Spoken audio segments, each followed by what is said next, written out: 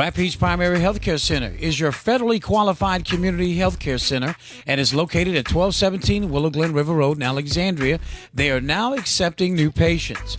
Are you tired of spending long hours in hospital emergency rooms waiting to receive non-critical healthcare services? Do you need affordable medical, dental, and mental health care? Do you need quality health care for you and your baby for prenatal, during pregnancy, and up until adulthood? Do you need to sign your family up for the Affordable Care Act or Medicaid?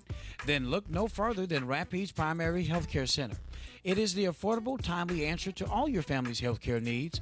All services are available to anyone regardless of their ability to pay. You or your family will never be turned away. Rapides Primary is certified KidMed site with a sliding fee scale. Payment is based on income and size of family. Medicaid, Medicare, and most commercial insurance are accepted for medical services. For appointments and information on all medical services, including Obamacare and Medicaid, call 318-487-4400.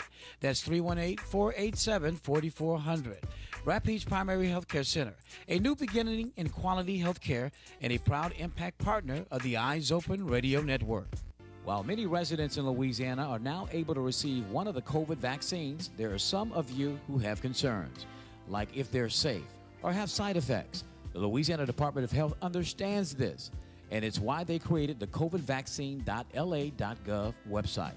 They want total transparency when it comes to providing the facts about the COVID-19 vaccines to all residents. If you have questions or concerns about the vaccines, get the facts at covidvaccine.la.gov or call 211. Hello, Sinla. I'm Dr. Kelvin Spears, Chief Medical Officer of Alexandria Emergency Hospital, located at 5900 Coliseum Boulevard, next to Wendy's.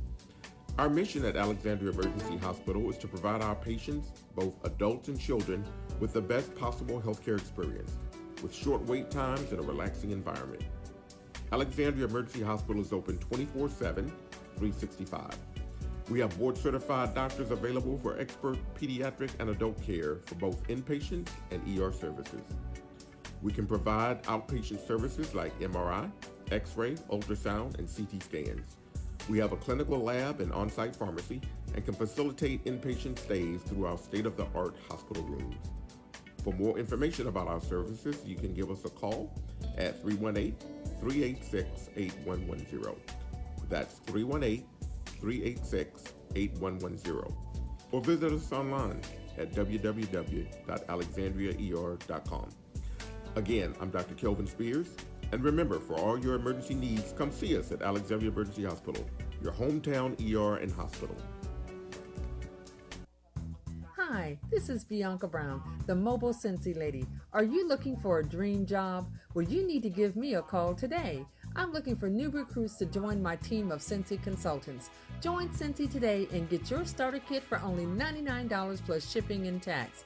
Benefits include additional income, flexibility, incredible friendships, world-class training, recognition, personal growth, discounts on amazing Cincy products, and the opportunity to earn fabulous incentive trips around the world like the all-expense-paid trip I earned to Cancun, Mexico.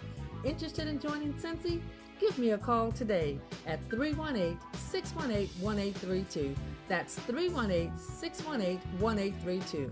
Please refer to my website, lapeacefulsense.cincy.us, for our income disclosure statement. Come to the Natchitoches Jazz R&B Festival on May 22nd on the downtown Riverbank, featuring country star Neil McCoy, Rare Earth lead singer Peter Rivera, Dwayne Dukesy and the Zydeco Hellraisers, AC/DC tribute band Back in Black, Johnny Earthquake and the Moondogs, and many more. 17 bands on the Natchitoches Regional Medical Center, Alliance Compressor, and Southern Script stages. There are limited tickets. Get yours today. Go to www.natchjazzfest.com. That's natchjazzfest.com.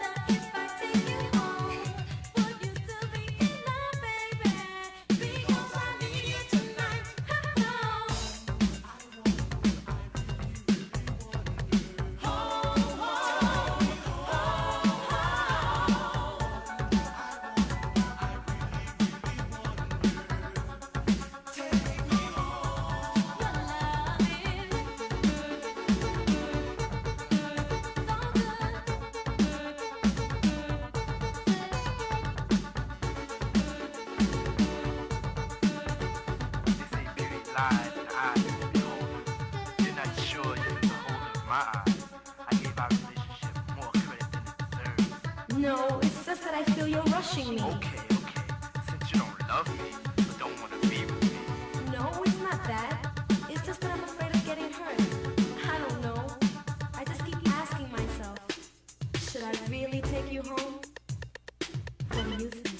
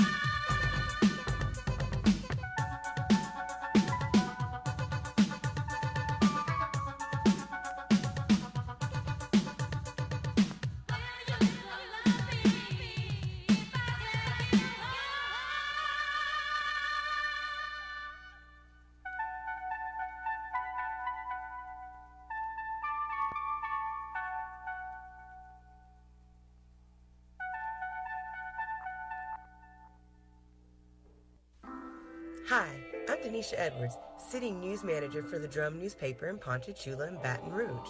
My job is to make sure your stories get told. I make sure you know what's happening in your community. Whether that's exciting, informative, or just entertainment, your news matters at the Drum. But we can't do it all alone, and no one knows the community better than you. That's why I'm asking you to share your stories with me. At the Drum, we believe a community that is informed is a strong one. So if you've got important news, witty insight, upcoming events, or even a wedding announcement, call me at 225-927-3717 or email me news to news@thedrumnewspaper.info. Follow us on Facebook and Twitter today as we report your news.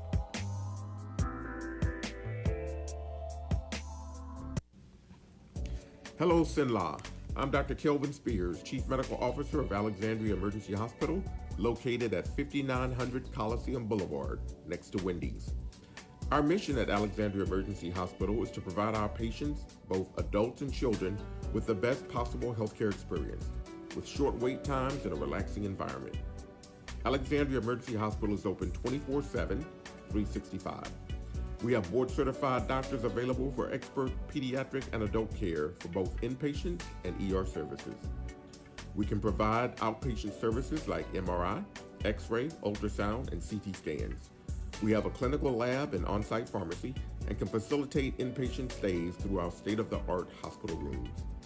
For more information about our services, you can give us a call at 318-386-8110. That's 318-386-8110. Or visit us online at www.alexandriaer.com. Again, I'm Dr. Kelvin Spears. And remember, for all your emergency needs, come see us at Alexandria Emergency Hospital, your hometown ER and hospital. In case you haven't heard, everyone in Louisiana who's 16 years old and older can now receive one of the COVID-19 vaccines. And while you might have questions, the Louisiana Department of Health has the answers. Visit covidvaccine.la.gov for the facts about how safe and effective the vaccines are and what common side effects you may experience. Let's all go sleeves up, get the vaccine, and help bring back the Louisiana we know and love. Hi, this is Dolores with Robinson Family Mortuary. The COVID-19 pandemic has been devastating to our community, and we have served numerous families affected by it. Planning a funeral is difficult, but a sudden loss during this pandemic can be even more stressful.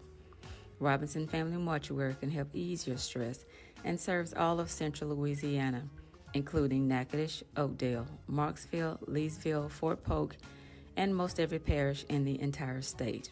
The newly renovated Robinson Family Mortuary is located at 1815 Military Highway in Pineville, and we can be reached anytime by calling 318-442-7300. That's 318-442-7300, or visit us online at robinsonfm.com. Robinson Family Mortuary, without delay, can arrange for a traditional funeral service, cremation, ship in or ship out, including military. We accept all assignable and verifiable life insurance policies. With just one call to 318-442-7300, all of your homegoing needs can be taken care of at our newly remodeled Robinson Family Mortuary. Robinson Family Mortuary, a family serving families.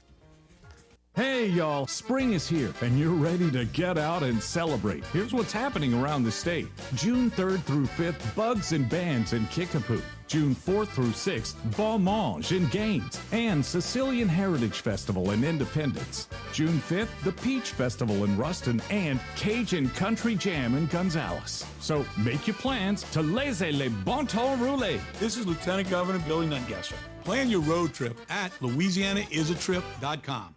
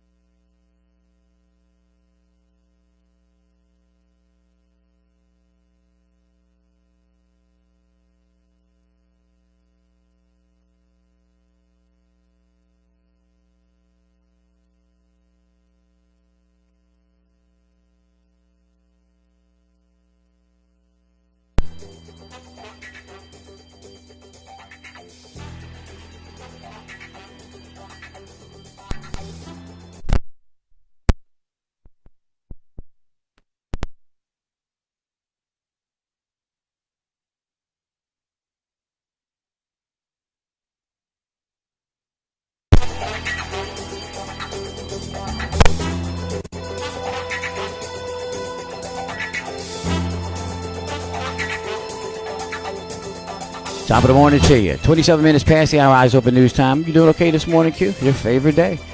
Yes, happy Friday. Good morning. Good morning, everybody. It's Happy Friday, and of course, it's Old School Friday. You got a birthday, you got an anniversary, you got something to say. 318-483-9977. For all our folks who are watching us on Facebook, welcome. Welcome to Eyes Open right here on FM 107.5 The Vibe and 1110 AM KTTP. I tell you what, you call me right now. I got a pair of tickets for you to check out tomorrow's 24th annual Natchez Jazz and R&B Festival. 17 bands on 3 stages, a $60 value. All you have to do is call me up. 318-483-9977. Billy Quinney, I got your tickets. Actually, we got armbands. I picked them up on yesterday, so I'll be delivering those armbands to 2 winners who've already won.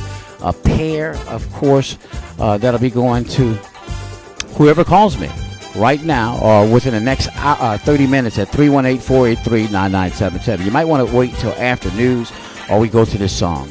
Yeah, I suggest waiting. After this song, Linda Thomas, I'd really love for you and Lim to come up there. So if you're listening, sister, get these tickets. 318-483-9977. 318-483-9977. We got Dr. David Holcomb this morning with the Office of Public Health giving us a vaccination update. We have Louisiana and National Civil Rights Activist ground team for Attorney Ben Crump, who represents the Andrew Brown family. We're talking about none other than author Silky Slim Reed. He'll be joining us live from New York City, New York, where they're planning right now, a big event for DMX and as well as George Floyd. So he didn't get into detail about it. I know we don't get those memos most often from the East Coast, but if you can Google any kind of information from a DMX event and a George Floyd event taking place in New York City this weekend, try to print something out for me if you can there, sister. I appreciate that. We got all the news you can use right here on your premier morning news magazine.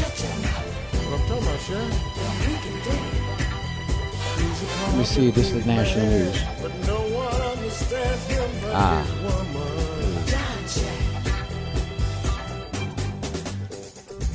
Your national news. Some of the stories we're going to have for you this morning. We're going to play another story involving Ronald Green's family. Say they haven't had time to mourn after seeing the video 2 years after the fact. The mother is included in that package, Q.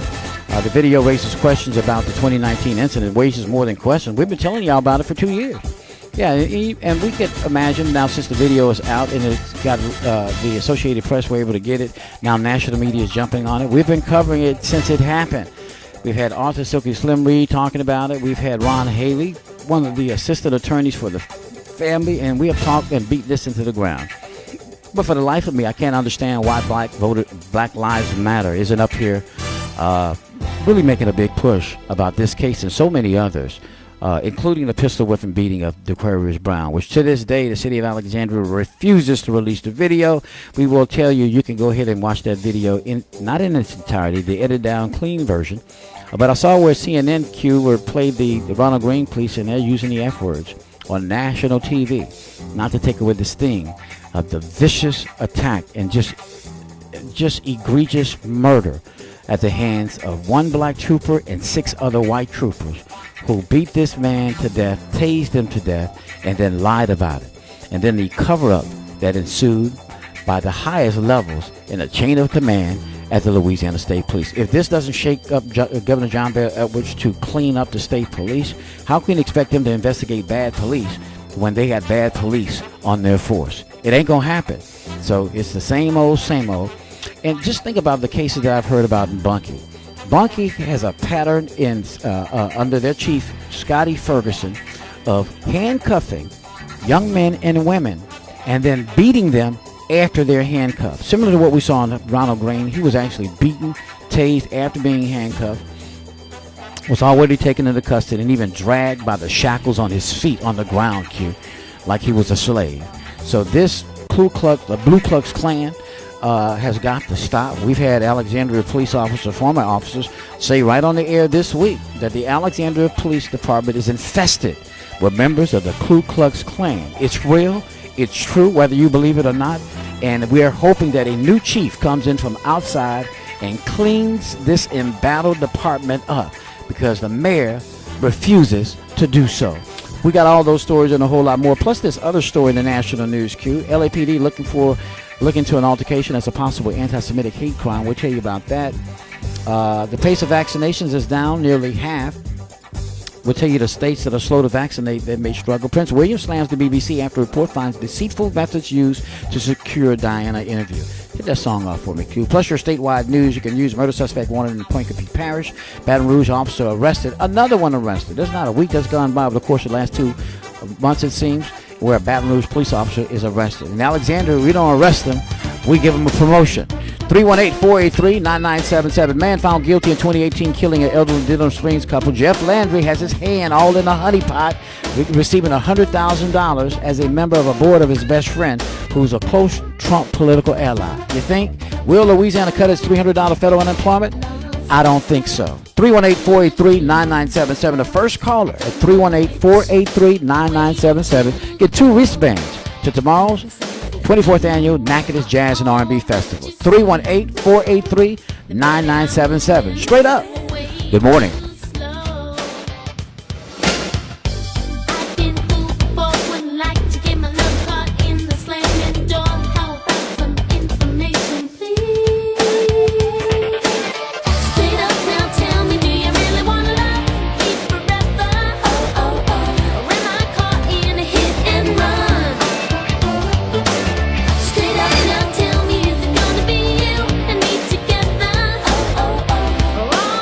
Just have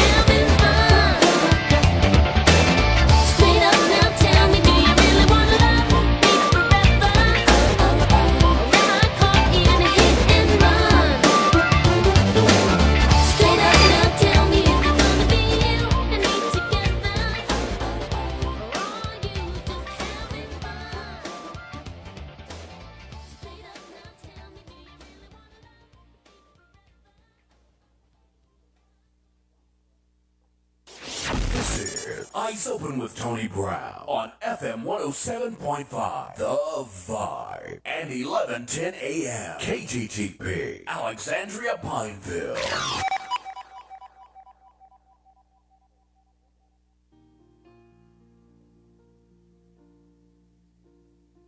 It's time for the scripture of the day. And now, the beautiful Bianca Brown. Good morning, it's Bianca Brown with your scripture of the day. Today's scripture comes from the book of Proverbs, chapter 15, verse 2.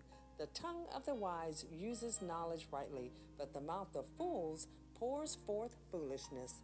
Today's scripture is being brought to you by the Monroe Street Church of Christ in Alexandria, Louisiana. If you'd like to learn more about how you can use your tongue more wisely, you can do so by contacting the church. Give the Monroe Street Church of Christ a call at 318-448-2494 and ask to speak with Brother Jesse Allen. Or you can write the Monroe Street Church of Christ at 2008 Monroe Street, Alexandria, Louisiana, 71301. As we always say, we will continue to lift you up in prayer and in the precious name of our Lord and Savior, Jesus Christ. It's time for the Daily Bread with Tony Brown. Under surveillance. Read Amos 9:1-6. Can anyone hide himself in secret places, so I shall not see him? Says the Lord. That's Jeremiah 23:24. Imagine that you're visiting a foreign country when you realize that you're being followed. Your every move is watched. Your every conversation is monitored. Your hotel room is bugged. And the restaurant tables are electronically rigged to pick up every word you speak. It's as if at all times someone wants to know what you are doing, saying, thinking, and planning. You are constantly under the scrutiny of another, and it seems there's no place you can hide. Fortunately, most of us don't know what it's like to live under that kind of surveillance. Yet, in reality, we do live every moment of every day under the watchful eyes of the Lord. He sees everything we do. He hears everything we say. He knows every thought we think. That's why when the scripture talks about him being omnipotent, omniscious, omnipresent, all-seeing, all-knowing, all-hearing, even before it happens. For those who love and trust the Lord, this is an awesome yet comforting truth. But for those who are determined to resist him, it's a different story. Amos told Israel that God was pleading with them to turn from their sins. Amos 5:4-15. And he warned them that there would be no hiding place for those who refuse to repent. 9:1-6. Father, have mercy on us when we are rebellious. We lift our heart to you in behalf of all who think they can somehow elude your constant surveillance and final judgment. They shall not stand the judgment test who live for self today, for God sees all, and he will judge the evildoer's way. Live today as you will wish you had lived when you stand before God. I'm Tony Brown, and that's today's Daily Bread. Hello, Sinla. I'm Dr. Kelvin Spears, Chief Medical Officer of Alexandria Emergency Hospital, located at 5900 Coliseum Boulevard, next to Wendy's. Our mission at Alexandria Emergency Hospital is to provide our patients, both adults and children, with the best possible healthcare experience, with short wait times and a relaxing environment. Alexandria Emergency Hospital is open 24/7, 365. We have board-certified doctors available for expert pediatric and adult care for both inpatient and ER services. We can provide outpatient services like MRI, X-ray, ultrasound, and CT scans. We have a clinical lab and on-site pharmacy and can facilitate inpatient stays through our state-of-the-art hospital rooms. For more information about our services, you can give us a call at 318-386-8110. That's 318-386-8110. Or visit us online at www.alexandriaer.com. Again, I'm Dr. Kelvin Spears, and remember, for all your emergency needs, come see us at Alexandria Emergency Hospital, your hometown ER and hospital. Hello, everyone. I'm Tony Brown. This is your statewide news you can use on this wet Thursday. It's the 20th day of the month of May. News being brought to you by the Alexandria Emergency Room Hospital. A man has been arrested in connection with a triple shooting in a hookah lounge back in April that left one man dead, according to a Wednesday announcement from the Baton Rouge Police Department. Detectives arrested 25-year-old Myangelo Millette of Zachary on Wednesday, and he is connected with the shooting death of Kendrick Jones that happened on April the 10th of 2021. Millette was booked into the East Baton Rouge Parish Prison and charged with second-degree murder. The shooting was reported around 1 o'clock in the morning that Saturday, April the 10th, on Florida Boulevard, which is a strip mall containing a hookah lounge and other businesses. Johnny's was found in the parking lot suffering from apparent gunshot wounds and died at the scene. Two other men, both 25 years old, were brought to the hospital with moderate to severe injuries. A former narcotics detective with the Baton Rouge Police Department was booked into jail Wednesday for the third time in recent weeks, now facing accusations he lied in a search warrant application. Jason Acree resigned from the department early this month following his arrest.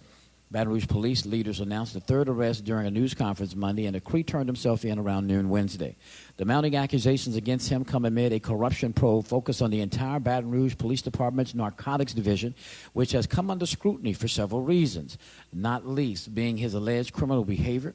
In addition to Acree, another detective was arrested and later resigned from the department, and 4 supervisors were transferred into street patrols. Department leaders said Monday they had 3 open criminal investigations involving the division, but refused to name the individual officers. Baton Rouge police are looking for the suspects in a fatal hit-and-run that took place earlier this week. 18-year-old Kyron Williams was trying to cross Scenic Highway at about 10:40 p.m. Monday when he was struck by 2 cars, both which fled the scene. Williams later died at the hospital due to the injuries. His family, along with investigators, are looking for answers to this hit-and-run fatality. According to the Great Baton Rouge Crime Stoppers wrote on the Facebook post, the 2 vehicles involved are suspected to be black 1992 to 1999 C1500 Chevrolet truck with a missing driver's side headlight and a 2014 to 2016 Toyota Corolla with a missing driver's side fog light. Please say that anyone with information, call Crime Stoppers at 225-344-7867. A Baton Rouge attorney who has been practicing law since 1991 and has 4 DWI arrests since 1981, 3 of them since 1992, has been suspended for the 3rd time for professional misconduct. This time, the Louisiana Supreme Court said Donald Dobbins, who recently ran for a city court seat, must show that any alcohol abuse issues have been addressed before any application for reinstatement will be considered. The High Court on Thursday suspended Dobbins for 3 years, retroactive to his January 2020 suspension. He was suspended at the time for a year and a day, but as of last week, the justices said he had not been reinstated and remained suspended. Dobbins was first suspended in 2002 with 6 months deferred, followed by 1 year of probation for commingling and converting client funds, according to the Supreme Court's most recent suspension order. His 2020 suspension was failing to provide competent representation to clients, neglecting legal matters, failing to communicate with clients, failing to refund unearned fees and unused costs, failing to properly supervise his non-lawyer staff, resulting in false affidavits being filed in the court record, failing to reduce a contingency fee agreement to writing, forging client signatures on settlement checks, and failing to place disputed funds in his trust account. The justices last year ordered Dobbins to pay a combined $4,440 in restitution to 2 former clients. Louisiana business organizations Wednesday called on Governor John Bel Edwards to join Republican-led states in cutting off the extra $300 in federal unemployment assistance going to the jobless, arguing it's harming employer efforts to rehire workers. The Democratic governor doesn't intend to end the weekly federal aid. According to his office, 10 leading business groups in the state representing contractors, home builders, convenience stores, gas stations, restaurants, retailers, and more sent a letter to Edwards trying to sway him. Edwards spokesperson Christina Stephens said the governor intends to keep the federal aid flowing even as many of Louisiana's neighboring states have opted out of the benefit. But he reenacted requirements in August that people receiving jobless aid prove they are looking for work.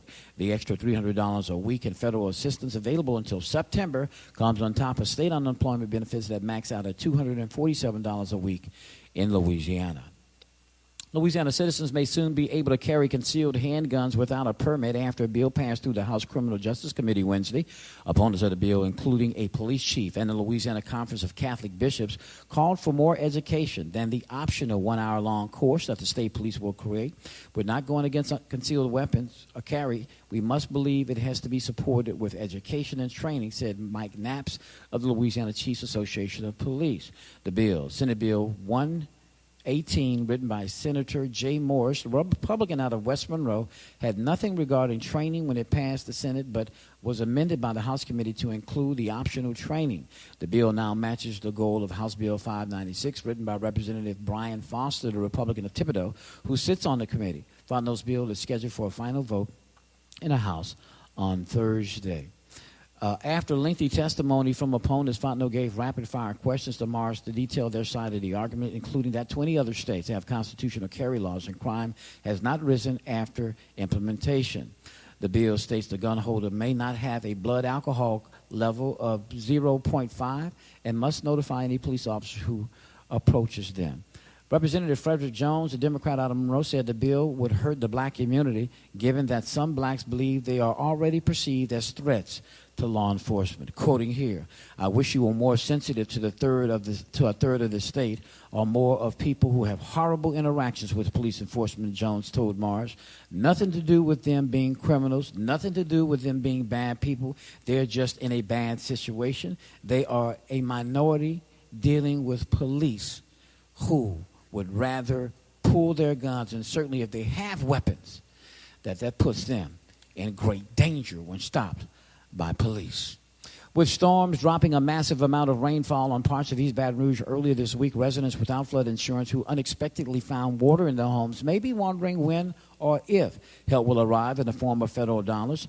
For federal money to become available to residents, a federal disaster must be declared by President Joe Biden. That action frees up aid and would make residents who are underinsured or uninsured eligible to apply for the FEMA grants. Before Biden can take that step, Louisiana Governor John Bel Edwards must request a disaster declaration through the state's FEMA office. That hasn't yet happened because the state must determine the extent and cost of the damage. Edwards said Tuesday that could take time, he added, because flooding could continue through today. Meanwhile, President Joe Biden called Lake Charles Mayor Nick Hunter on Wednesday for a very candid conversation about the city's needs after this week's severe flooding in southwest Louisiana and last year Hurricanes Laura and Delta. Biden visited Lake Charles on May the 6th and pledged help with recovery, which the region has long said is badly needed to address urgent needs from the 2020 hurricane as well as a fierce winter storm in February, all of which occurred during the pandemic. Hunter says Monday's flooding stemmed from the third heaviest rain in the history of Lake Charles. He estimated that 400 to 500 homes and other structures were affected. And finally, on hurricane forecasters on Wednesday evening identified a disturbance several hundred miles east of Bermuda as having better than a 50% chance of becoming a tropical storm within the next 5 days. If the scenario unfolds, it will be the Atlantic hurricane season's first tropical system of the year. It is not expected to be a threat to Louisiana. Thank you, Lord. I'm Tony Brown. That's your statewide news you can use on this wet Thursday. Have a safe and a blessed day. Rapides Primary Healthcare Center is your federally qualified community healthcare center and is located at 1217 Willow Glen River Road in Alexandria. They are now accepting new patients. Are you tired of spending long hours in hospital emergency rooms waiting to receive non-critical healthcare services? Do you need affordable medical, dental, and mental health care? Do you need quality health care for you and your baby for prenatal, during pregnancy, and up until adulthood? Do you need to sign your family up for the Affordable Care Act or Medicaid? Then look no further than Rapides Primary Healthcare Center. It is the affordable, timely answer to all your family's health care needs. All services are available to anyone regardless of their ability to pay. You or your family will never be turned away. Rapides Primary is certified KidMed site with a sliding fee scale. Payment is based on income and size of family. Medicaid, Medicare, and most commercial insurance are accepted for medical services. For appointments and information on all medical services, including Obamacare and Medicaid, call 318-487-4400. That's 318-487-4400. Rapides Primary Healthcare Center, a new beginning in quality healthcare and a proud impact partner of the Eyes Open Radio Network. Hey y'all, spring is here and you're ready to get out and celebrate. Here's what's happening around the state. June 3rd through 5th, Bugs and Bands in Kickapoo. June 4th through 6th, Bon Mange in Gaines. And Sicilian Heritage Festival in Independence. June 5th, the Peach Festival in Ruston and Cajun Country Jam in Gonzales. So make your plans to laissez les bon temps rouler. This is Lieutenant Governor Billy Nungesser. Plan your road trip at LouisianaIsATrip.com.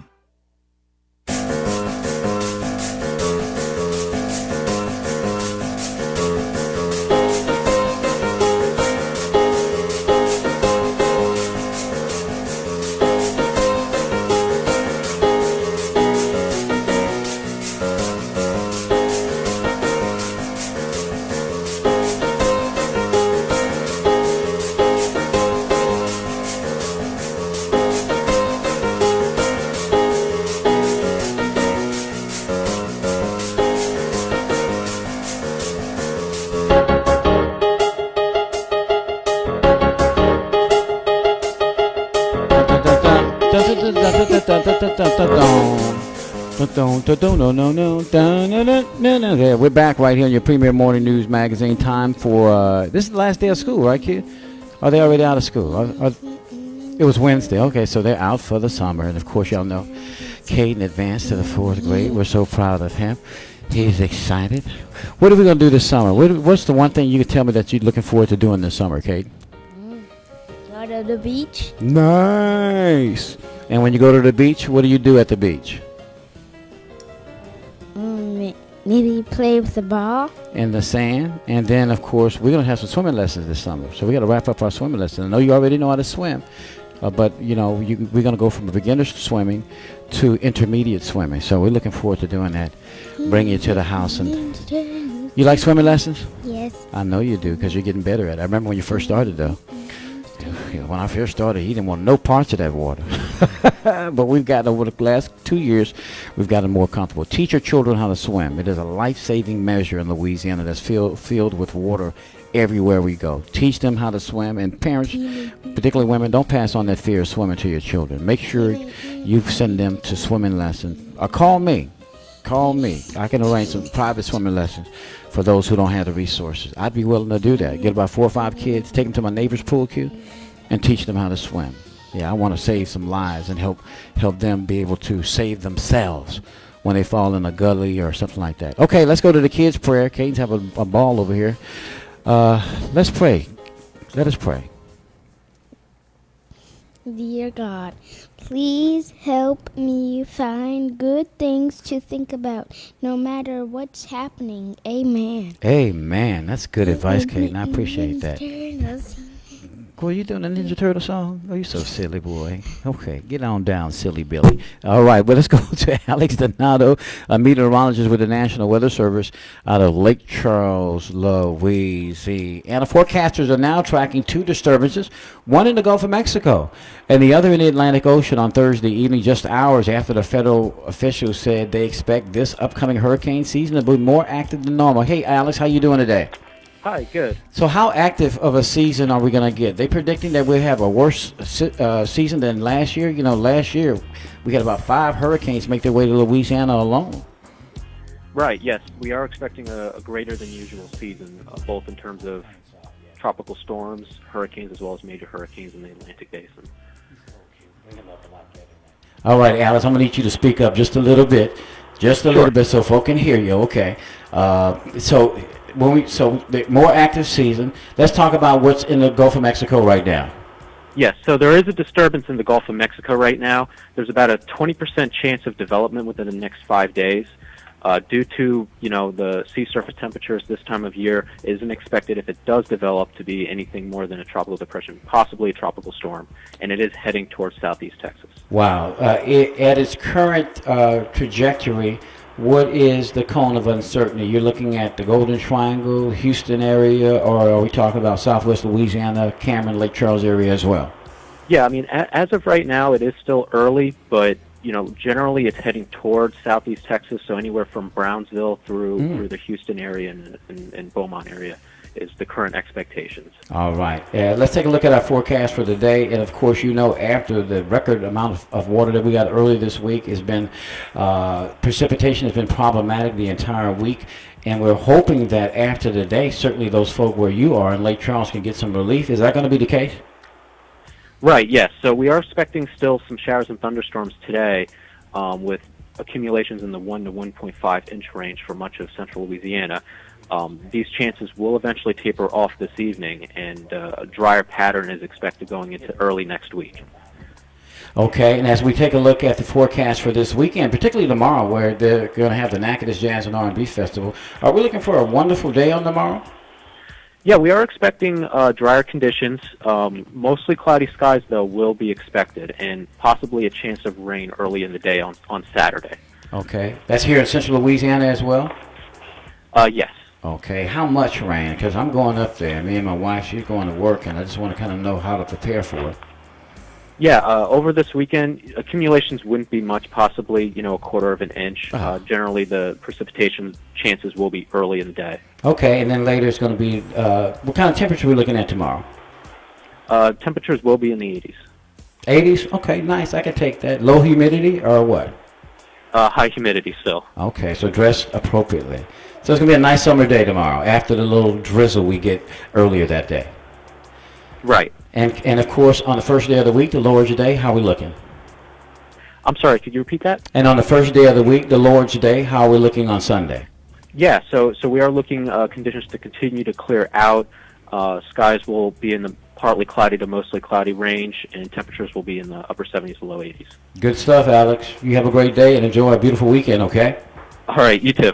All right. And of course, that's the Kids Prayer by Caden Johnson, and that is, of course, your statewide forecast for today.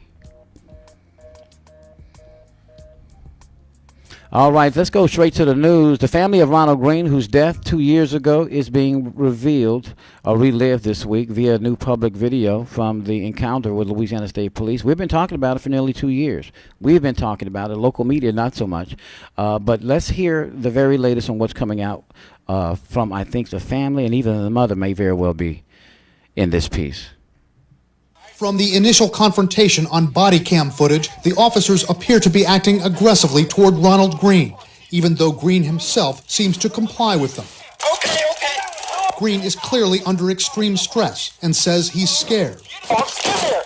I'm your brother. I'm scared. The public is seeing this video for the first time, even though the incident took place 2 years ago, in May of 2019. Green was pulled over after a high-speed chase with Louisiana State Police near the city of Monroe. God damn it, get up here. Get that f***ing arm. The officers repeatedly punch Green after dragging him from his vehicle. They kick him, tase him, attempt to get him in handcuffs. Taser. Once the handcuffs go on, then the force must stop. And we know that that didn't happen in the case of Ronald Green. One officer is heard verbally degrading Green as Green lies on the ground. All over. This guy ain't got f***ing AIDS. This video was obtained by the Associated Press. The agency released 3 segments of the video, totaling a little over 2 minutes. The AP says the entire original video is 46 minutes long. CNN has neither reviewed nor obtained the original video, and it's not clear what occurred before or in between the clips. You better not move. At one point, an officer drags Green by his feet. Police said Ronald Green died on the way to a hospital. Green's family claims the police initially told them Green died in the crash and has filed a wrongful death lawsuit against officers for his death. The family is hopeful that after appropriate public outcry from the brutality that we see in this video, that the powers that be will be shaken or stirring into actually holding these officers accountable. But up to now, there have been accusations of cover-up and secrecy regarding Green's case. The initial crash report from Louisiana State Police in 2019 says the troopers attempted to pull Green over for an unspecified traffic violation. It said that pursuit ended when Green crashed his vehicle. The initial complaint says, quote, Green was taken into custody after resisting arrest and a struggle with troopers. But the initial complaint never describes the police use of force. It's clear that the priority for the Louisiana State Police Department is backing each other up and not securing the constitutional rights of the citizens. In a statement to CNN, the Louisiana State Police said, quote, the premature public release of investigative files and video evidence in this case is not authorized and was not obtained through official sources. LSP is confident in the judicial system and fair review of this incident and continues to offer our full cooperation. Unauthorized release of evidence undermines the investigative process. We are unable to provide any further information at this time. The defendants in the Green family's wrongful death lawsuit have filed a motion to dismiss the case. CNN has reached out but has been unable to get comment from the officers involved. 2 of the officers involved in the incident were reprimanded. One of them is now on administrative leave in relation to a separate incident. The other received a 50-hour suspension. A third officer involved in the incident died in a single vehicle crash in September. And what they are not telling you about that single vehicle crash is after the initial audio was leaked, Q, you can remember that? Somebody leaked it. It went online, and right after he got called in, the very day that it was leaked, one of his white comrades leaked it because, you know, he was a black guy and he was a primary on it. That's why the victim, Green, is saying, you my brother, because the guy who was putting more damage and more hurt on him than anybody else looked just like Ronald Green. The other officers, the 6 of them, were Caucasian. But they're not telling you, once he got called into the office and so that he would be reprimanded and that he was let go from his job, within 4 hours after being told by his white command structure of superior officers, he took his personal vehicle and ran it into a tree at over 65 miles per hour. So what they're not telling you is that he saw the forest for the trees. He was the first one to be thrown under the bus, and as a result, he can live almost a year and a half with the sad reality on his mind that he killed a innocent black man for absolutely no reason because he lost control, just like the other ones. It was a feeding frenzy, a mob-style gangster gang mentality. So he didn't lose any sleep behind that, Q. It was when he lost his job when he decided to be a coward that he was and take his own life. That's what I have to say about that. The Los Angeles Police Department, hit that one off too, Q, is investigating as a hate crime an altercation near Hollywood. Tensions where witness are reports rising Jewish in people communities dining at a restaurant were targeted by a group of pro-Palestinian The men LAPD confirms to driving CNN past the that they're vehicles. investigating an altercation at a restaurant as a possible hate crime. Video of the incident shows a group of apparently pro-Palestinian men getting out of their cars, draped in Palestinian flags, and then attacking Jewish diners on Tuesday night. We want to warn viewers what you're about to see might be disturbing.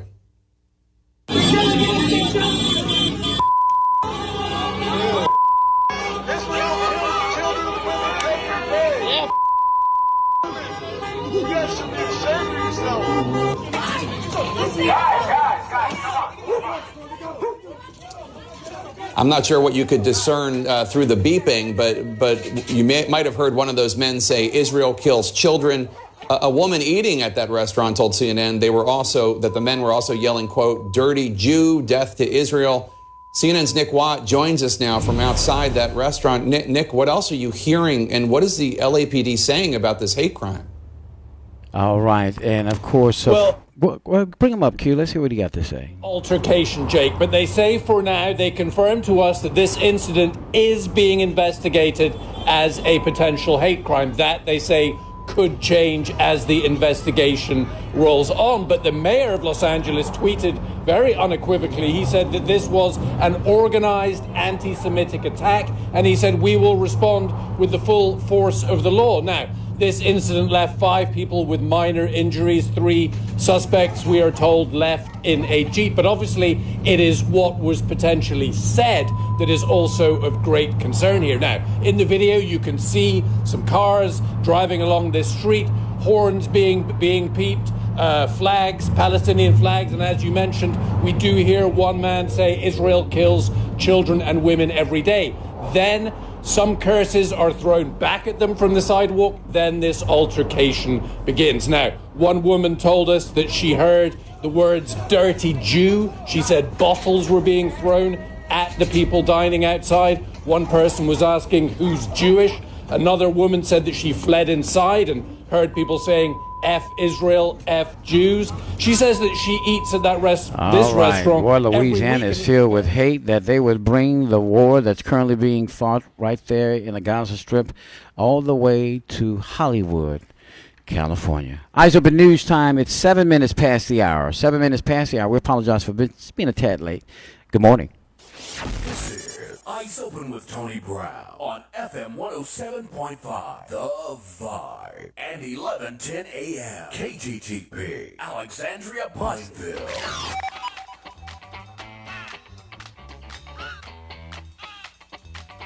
I'm looking for the first caller queue at 318-483 to bust the move by calling me at 318-483-9977. 318-483-9977. My last pair of tickets, a $60 value to the Natchitoches Jazz and R&B Festival taking place tomorrow. 17 acts, 3 stages, a lot of food, fun. Come by and visit the Mobile Cincy lady. I'll be there working for her, the beautiful Bianca Brown. 318-483-9977. First caller, you got the tickets. Where you at, Linda Thomas? Good morning.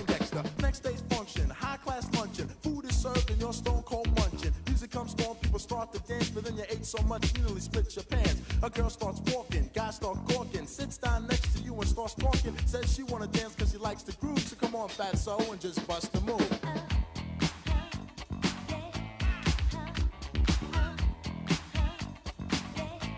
Just bust the move.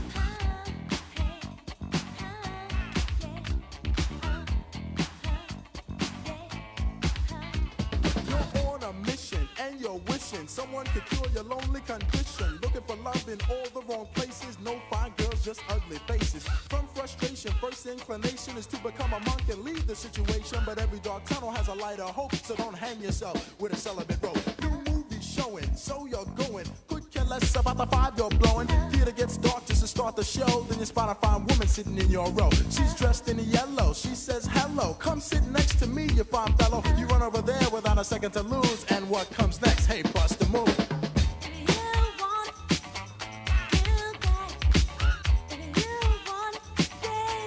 Just bust the move.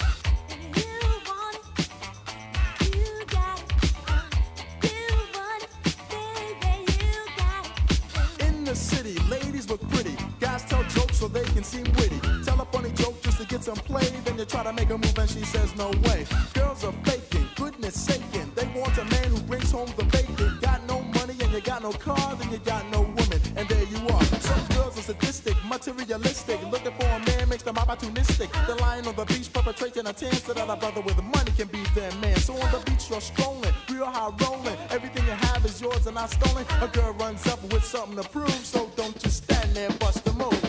If you want it, you got it. You want it, baby, you Just bust the move. You want it, you got it. You want it, baby, you Break it down for me, fellas.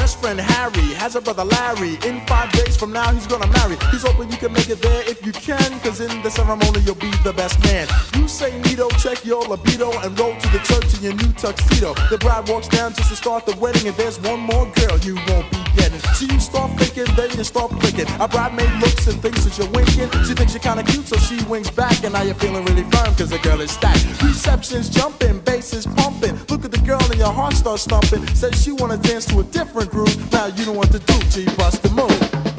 You want it, you got it. You want it, baby, you Just got bust the it. move. You want it, you got it. You want it, baby, you got Move it. it, boy.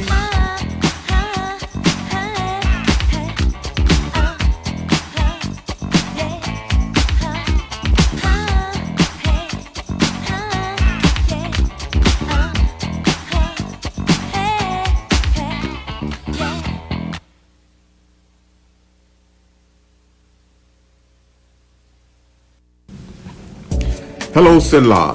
I'm Dr. Kelvin Spears, Chief Medical Officer of Alexandria Emergency Hospital, located at 5900 Coliseum Boulevard, next to Wendy's. Our mission at Alexandria Emergency Hospital is to provide our patients, both adults and children, with the best possible healthcare experience, with short wait times and a relaxing environment.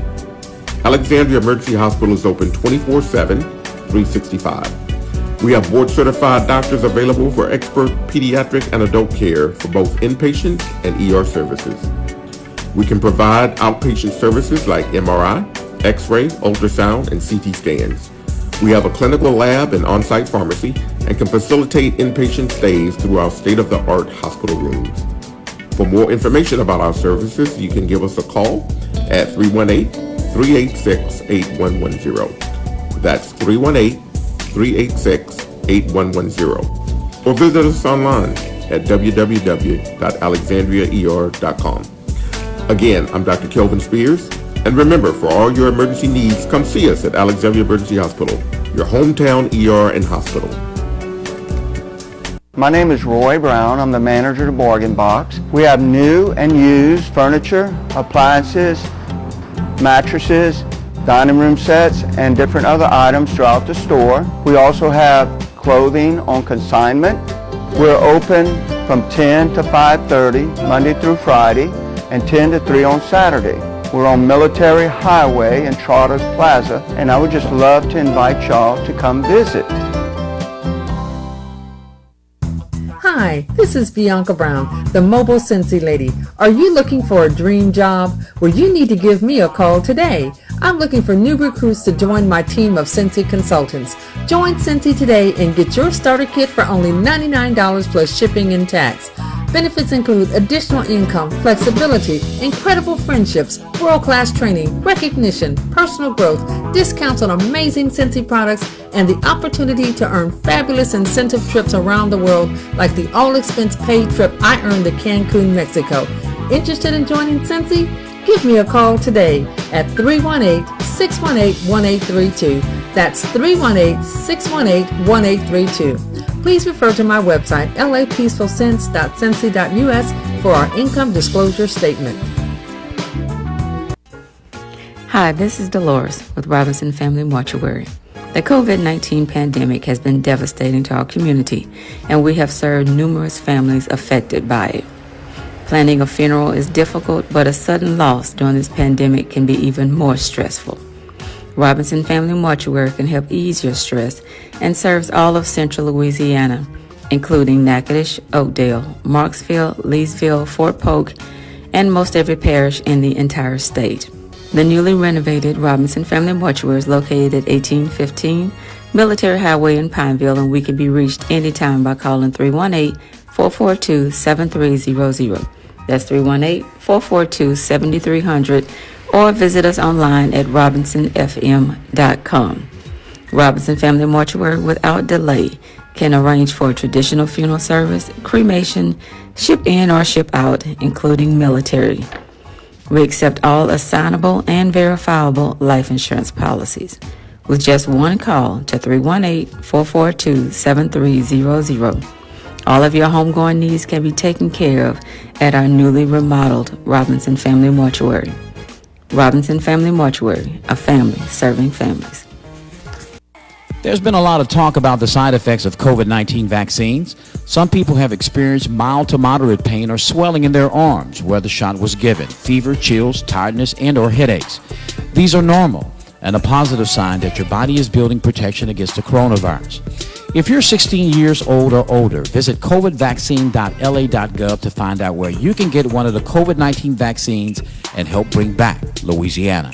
Come to the Natchitoches Jazz R&B Festival on May 22nd on the downtown riverbank, featuring country star Neil McCoy, Rare Earth lead singer Peter Rivera, Dwayne Dukesy and the Zydeco Hellraisers, AC/DC tribute band Back in Black, Johnny Earthquake and the Moondogs, and many more. 17 bands on the Natchitoches Regional Medical Center, Alliance Compressor, and Southern Script stages. There are limited tickets. Get yours today. Go to www.natchjazzfest.com. That's natchjazzfest.com.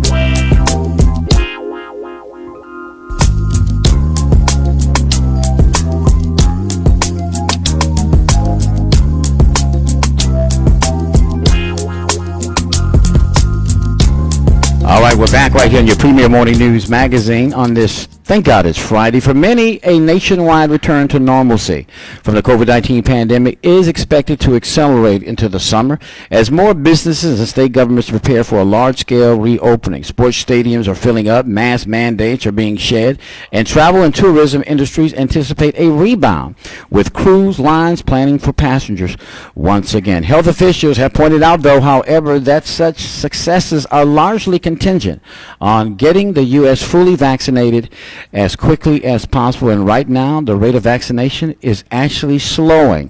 The average daily pace of coronavirus vaccinations is down almost 50% from its April peak, according to the U.S. Center for Disease Control and Prevention, data published Thursday. Over the past week, about 1.8 million vaccine doses have been administered each day, a 46% drop from the peak rate of nearly 3.4 million a day in mid-April. Let's go to our medical director here for the Office of Public Health in Region 6. Doc, that doesn't sound too good. Sound like people getting a little success. They're hearing about, the numbers going down, and they're opening everything up like it is party for the summer. It's spring break, baby. Let's party. Yes, it's a little premature. Absolutely. I mean, we've had some successes, and especially among older people, 60 to 70% of those folks are vaccinated.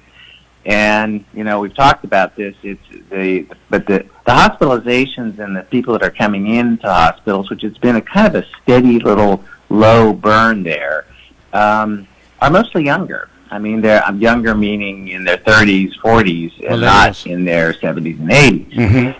So that reflects the segment of the population that just is not getting vaccinated in the numbers that are required. Isn't that a bit selfish, though, Doc? We profess to be a United States of America, one nation under God, but we have this great divide, not only racially, not even talking about that, but somehow the racial mix and the political aspect have kind of weighed in on this pandemic thing as the vaccinations have even become politicized. So this one nation under God thing, it seems like, divided, we will fall.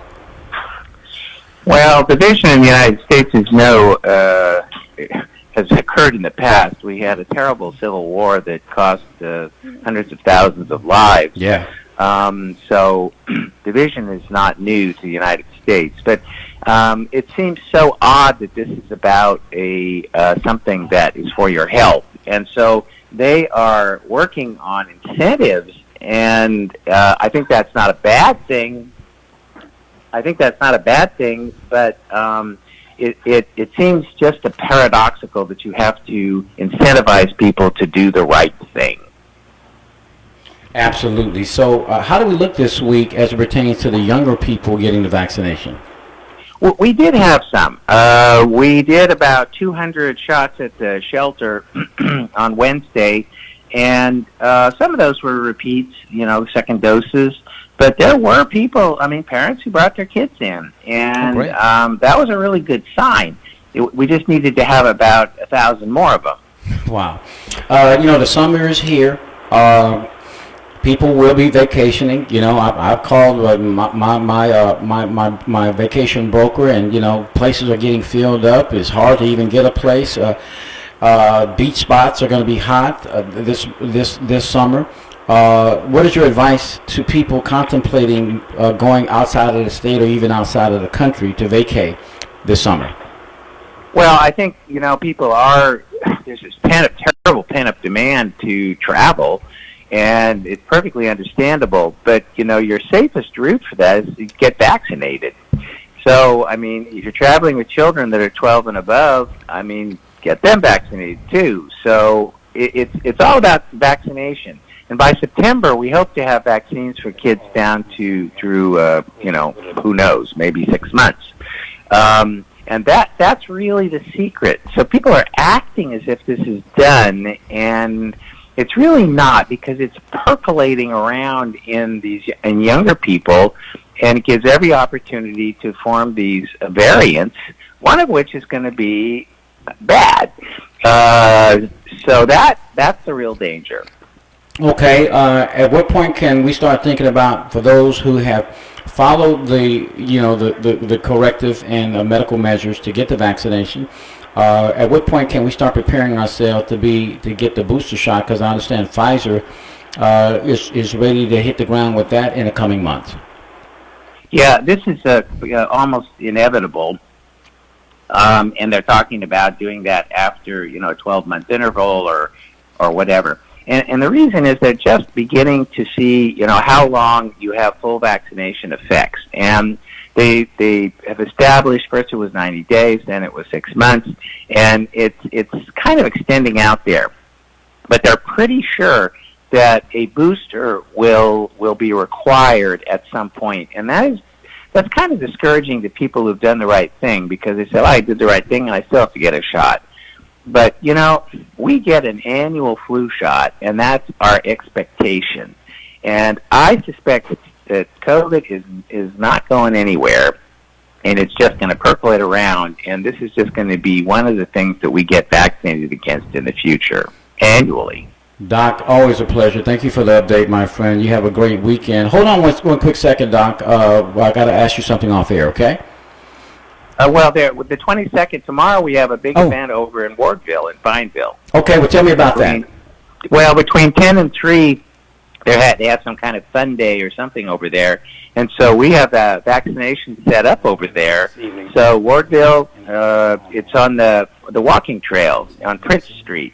And that's between 10 and 3, and we'll have vaccine, the guards over there. It should be good weather. Come and get vaccinated. Okay, thanks a lot. Absolutely. Roll up and sleeve up to get the vaccination right there in Wardville, right there across the river in Pineville, Louisiana. Don't y'all miss it.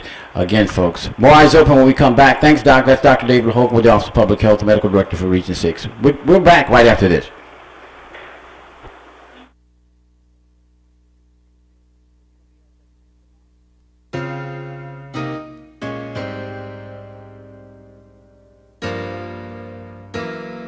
Eyes Open News Time, 25 minutes past the hour. I'll be the first caller at 318-483-9977. I got a pair of tickets, some wristbands for you to see the 24th Annual Natchez Jazz and R&B Festival. It's going to be a hoot.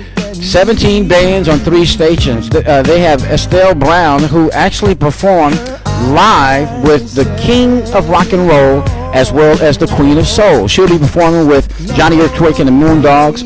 It's a big event. They got Neil McCoy singing country. They got local Trinity Triggs, the master of ceremonies. They got Zydeco. They got Cajun music. They got blues. They got R&B. They got it going on. 318-483-9977. Be the first caller at 318-483-9977. You're going. I got some wristbands for you. Good morning.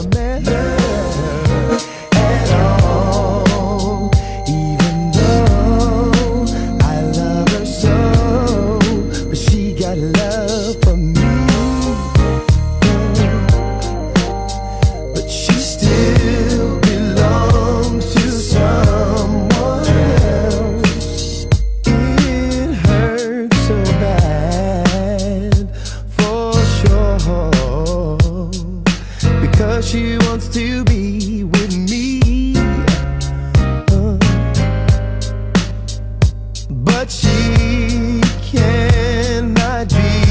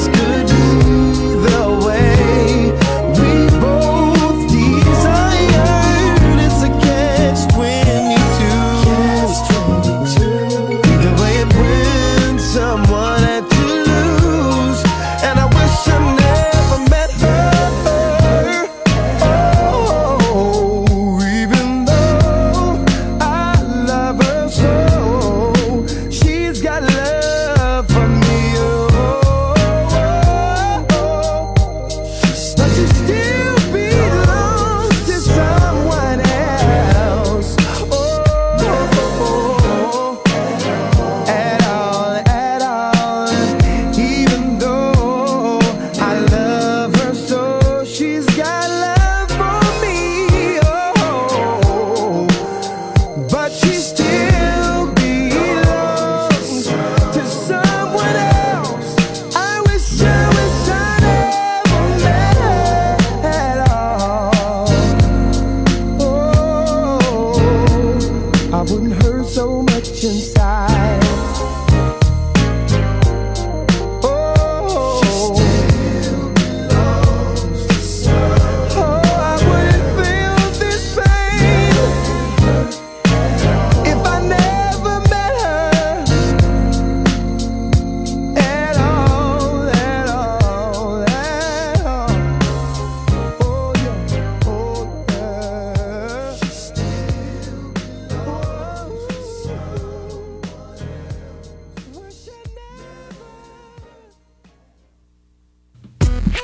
Rapides Primary Healthcare Center is your federally qualified community healthcare center and is located at 1217 Willow Glen River Road in Alexandria.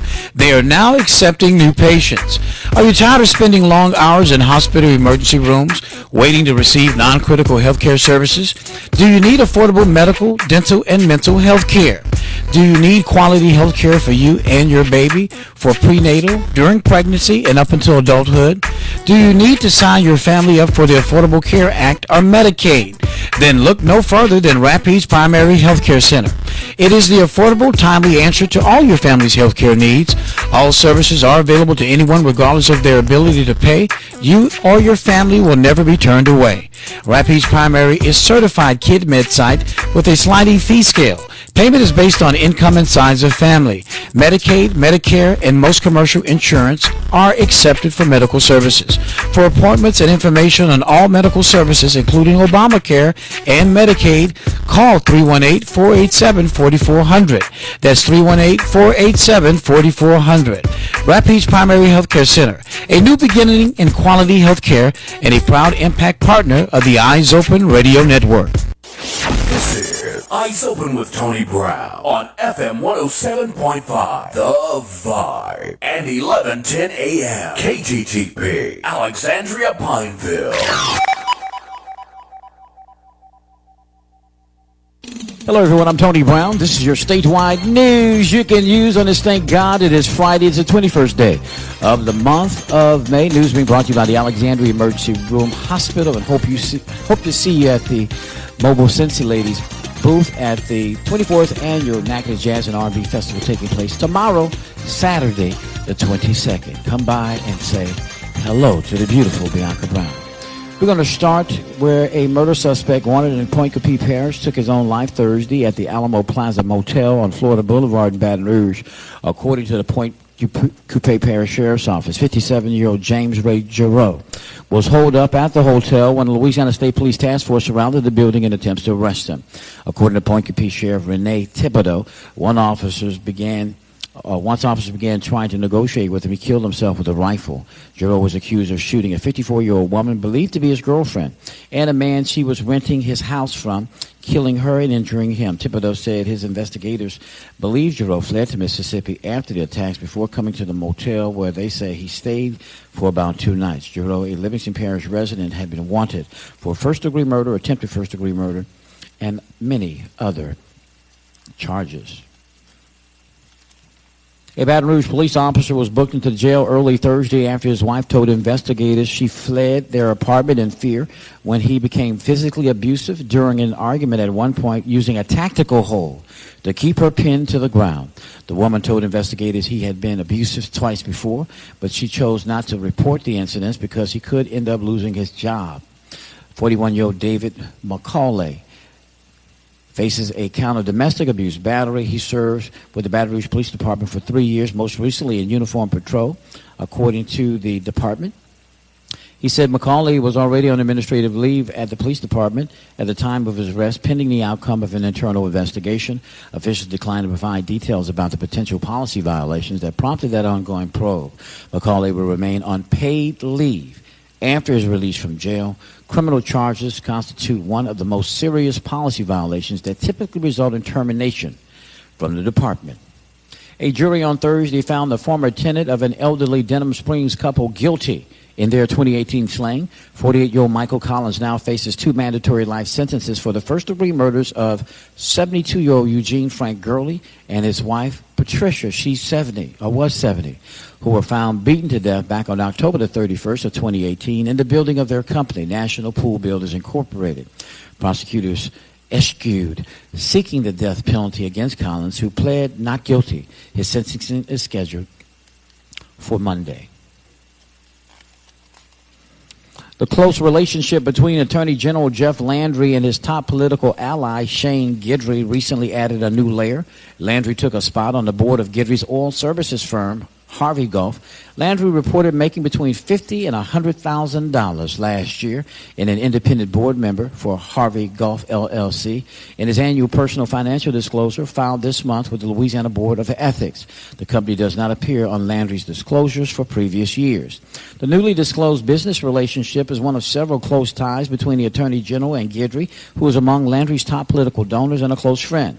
It's also unusual. While other statewide elected officials serve on nonprofit boards and have private business interests, none reported serving on the board of a private firm while in office, according to a recent personal financial disclosures. Harvey Gulf was founded by Guidry's family, and Guidry negotiated a sale of the firm to a private equity firm a decade ago that saw Guidry retain ownership interests. Landry, a Republican who is in his second term as Attorney General, joined the board in 2019, Guidry said in an interview while flying in his jet from New York to New Orleans. Landry's work adds up to a few hours a month, Guidry said, and is primarily focused on helping the company avoid running afoul in the Foreign Corrupt Practices Act, a federal anti-corruption law. Landry remained on the board of Harvey Gulf after it shrunk this month from 7 to 5 members amid a recapitalization. The company emerged from Chapter 11 bankruptcy in 2018. It's no secret that Guidry, among the state's most generous GOP donors, has showered pro-Landry groups with hundreds of thousands of dollars in political donations over the years. Guidry's companies were also the state's top donors to former President Donald Trump's 2017 inauguration. Governor John Bel Edwards said Thursday the extra $300 in weekly federal unemployment assistance going to the jobless in Louisiana won't be cut anytime soon. He wants an economist to study the issue instead of rushing into a decision. The Democratic governor's cautious approach comes as a growing number of Republicans-led state announced an end to the federal aid, arguing that the relatively generous benefits are incentivizing unemployment and impeding employer efforts to rehire workers.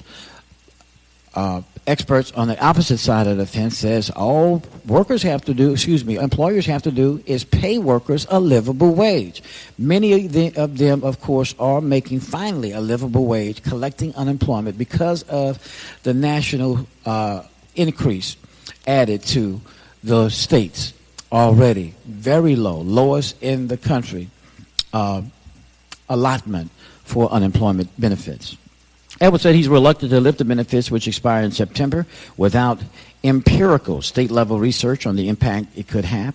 He instructed his workforce commissioner, Ava Dejois, earlier this week to retain an economist to quickly study the issue. Louisiana Governor John Bel Edwards, the Democrat, expressed his belief that marijuana will soon be legalized in his state, while asserting that he still has concerns about allowing people to consume the plant. The Louisiana state legislature was considering a bill that would have taxed cannabis as lawmakers their push for legalization, but that legislation was rejected in the state house on Tuesday, making it unlikely that cannabis will be legalized in the southern state this year. However, Edwards suggested in a Live Ready interview on Wednesday that he believes marijuana will be legalized in the future. Louisiana Governor John Bel Edwards, a Democrat, said Wednesday that he believes marijuana's legalization is going to happen in this state. And, of course, Edwards' comments about cannabis mark a reversal from his previous staunch opposition, as he highlighted. The Democratic governor signaled a shift in his thinking last month, noting that there was great interest in the cannabis legislation being considered by state lawmakers. A complicated tax swap involving individual income taxes cleared a key hurdle Thursday when it won approval from the Louisiana House, thanks to, of course, the new votes coming from the Louisiana Legislative Black Caucus. But it faces several more steps before it could be carried out, including approval by voters. House Bill 274 would eliminate a popular tax break taken primarily by upper income taxpayers that allows them to deduct their federal payments on their state income tax returns.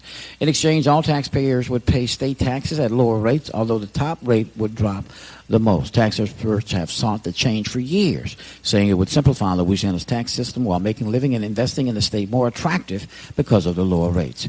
And finally, finally, forecasters are now tracking two disturbances, one in the Gulf of Mexico and the other in the Atlantic Ocean on Thursday evening, just hours after federal officials said they expect this upcoming hurricane season to be more active than normal.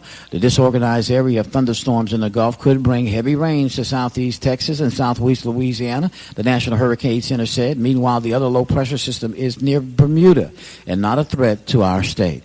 The news comes about a week and a half before the official start of the Atlantic hurricane season. The season starts June 1st, but storms can form any time. The categories in order of increasing strength are tropical depression, tropical storm, and hurricanes. Categories 1 through 5. Systems are named when they develop into a tropical storm. Located in the western Gulf, the forecaster said the system that's in the Gulf of Mexico has a 20% chance of development over the next 5 days. By Friday night, they expect it to move inland. I'm Tony Brown. That's your statewide news you can use on this Thank God It's Friday. Have a safe and a blessed day. Enjoy your weekend as well. Hello, Sinla. I'm Dr. Kelvin Spears, Chief Medical Officer of Alexandria Emergency Hospital, located at 5900 Coliseum Boulevard, next to Wendy's. Our mission at Alexandria Emergency Hospital is to provide our patients, both adults and children, with the best possible healthcare experience, with short wait times and a relaxing environment. Alexandria Emergency Hospital is open 24/7, 365. We have board-certified doctors available for expert pediatric and adult care for both inpatient and ER services. We can provide outpatient services like MRI, X-ray, ultrasound, and CT scans. We have a clinical lab and on-site pharmacy and can facilitate inpatient stays through our state-of-the-art hospital rooms. For more information about our services, you can give us a call at 318-386-8110. That's 318-386-8110. Or visit us online at www.alexandriaer.com. Again, I'm Dr. Kelvin Spears. And remember, for all your emergency needs, come see us at Alexandria Emergency Hospital, your hometown ER and hospital.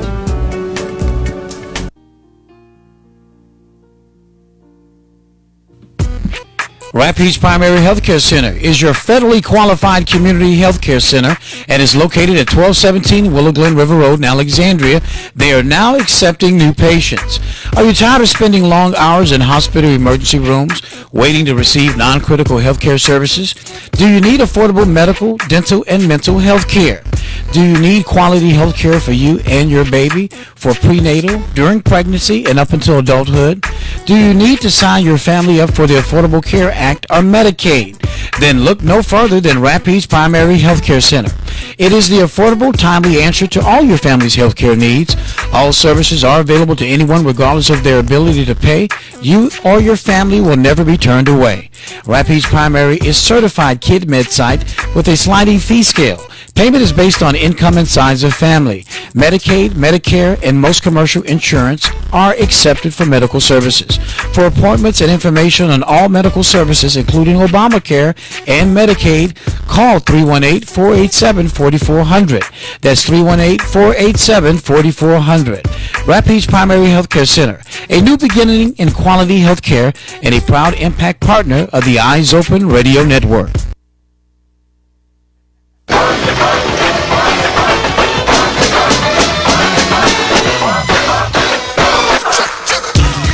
All right, we're back right here on your premier morning news magazine. Top of the morning to you.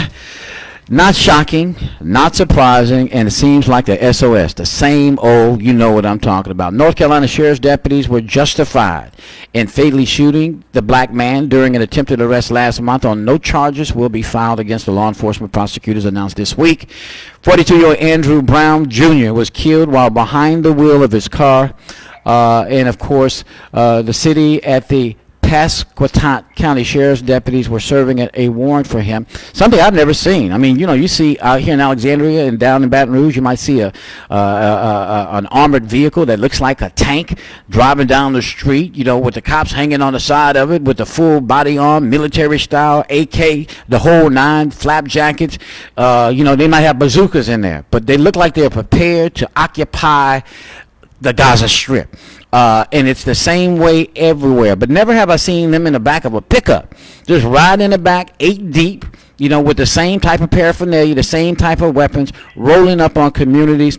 And of course, we've seen the video, and it's problematic. Now, when you have the sheriff that immediately comes out and said, they followed procedure, and then the DA comes out and said, they were moving their vehicle towards he was back in his vehicle or moving forward towards the officers. But y'all can remember the case, and I know Silky can remember this case in Marksville, Louisiana, where you had this white guy who had his child in the car, led police, 2 black city marshals who were from Alexandria originally, and of course we're doing a side detail down there in Marksville.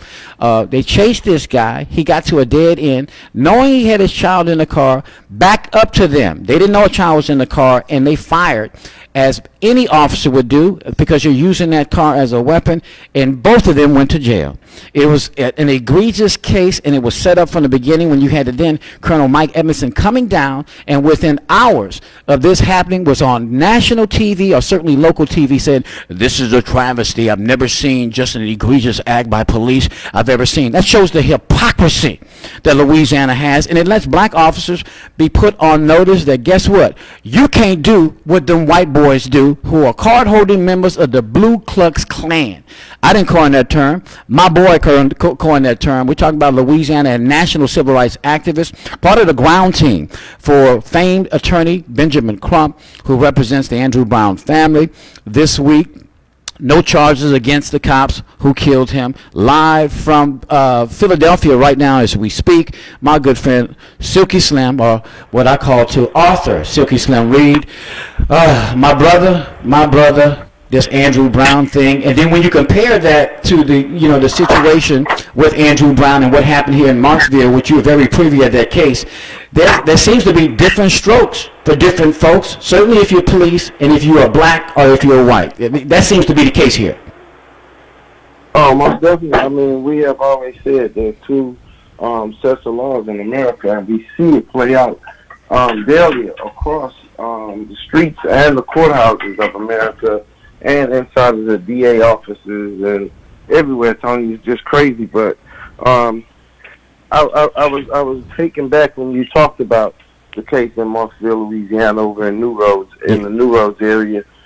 Emerson made one of the biggest statements that could have been made by immediately jumping in the helicopter. Now, keep in mind, I know both sides of the law. Mm-hmm.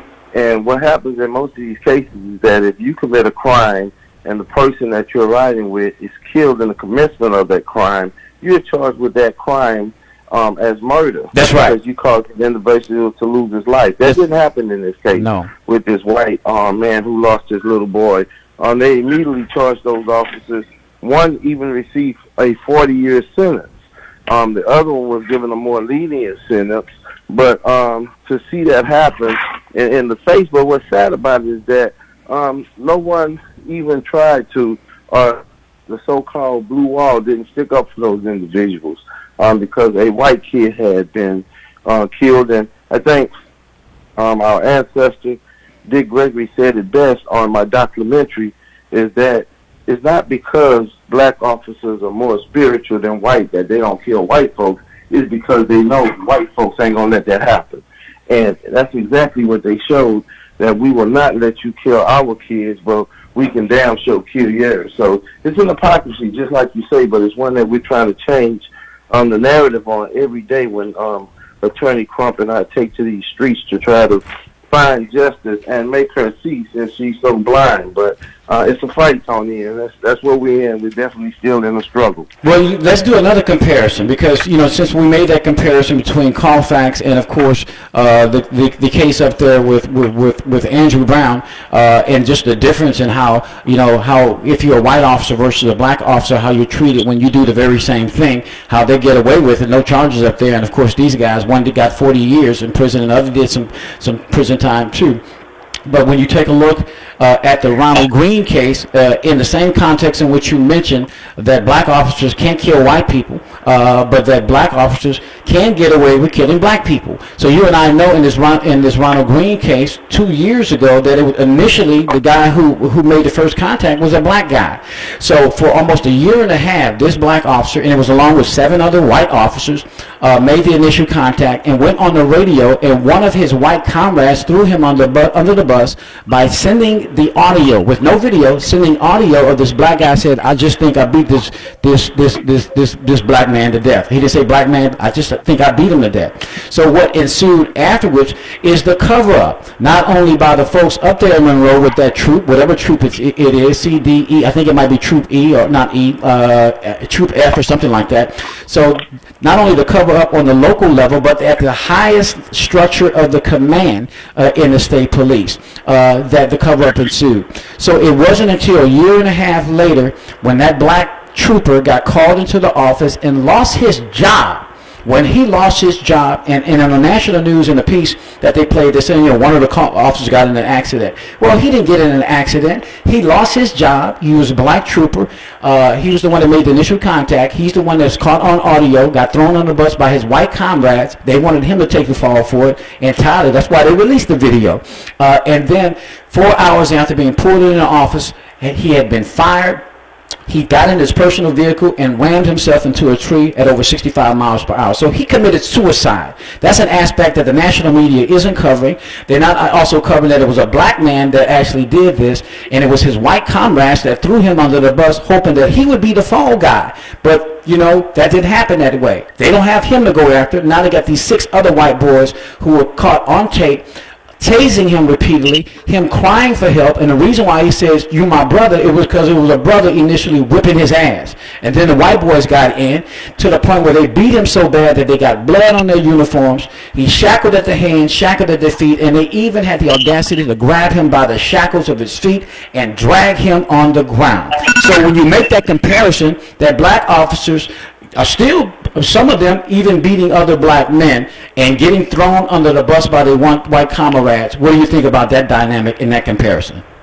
Oh, most definitely, Tony. There's so many things that's going on with this one particular case. I actually had a chance to hear one of the state representatives speak on this on the news yesterday, and instead of stating exactly what the facts was, they went into the houseboy role, well, as soon as everybody won't blame the governor, but as soon as the governor found out he put a new person in, a matter of fact, he put a black person in. That's not the facts, though. The fact is that the governor did not step up to the plate and release this video immediately. That's right. The governor sat on it and hid it just like everybody else. I think Governor Bell has done a great job in other areas, but he did a piss poor job with handling this situation. Anytime he allowed this, keep in mind that this thing, it was said yesterday that this was a leak, that this is not an authorized release of the video. Yes. So this is a leak. So Governor Edwards would have still had this sitting on, and to see him on national television trying to cover up for what Governor Edwards had did was sad to me and heartbreaking to me to see what we used to call the handkerchief head, trying to take up a master.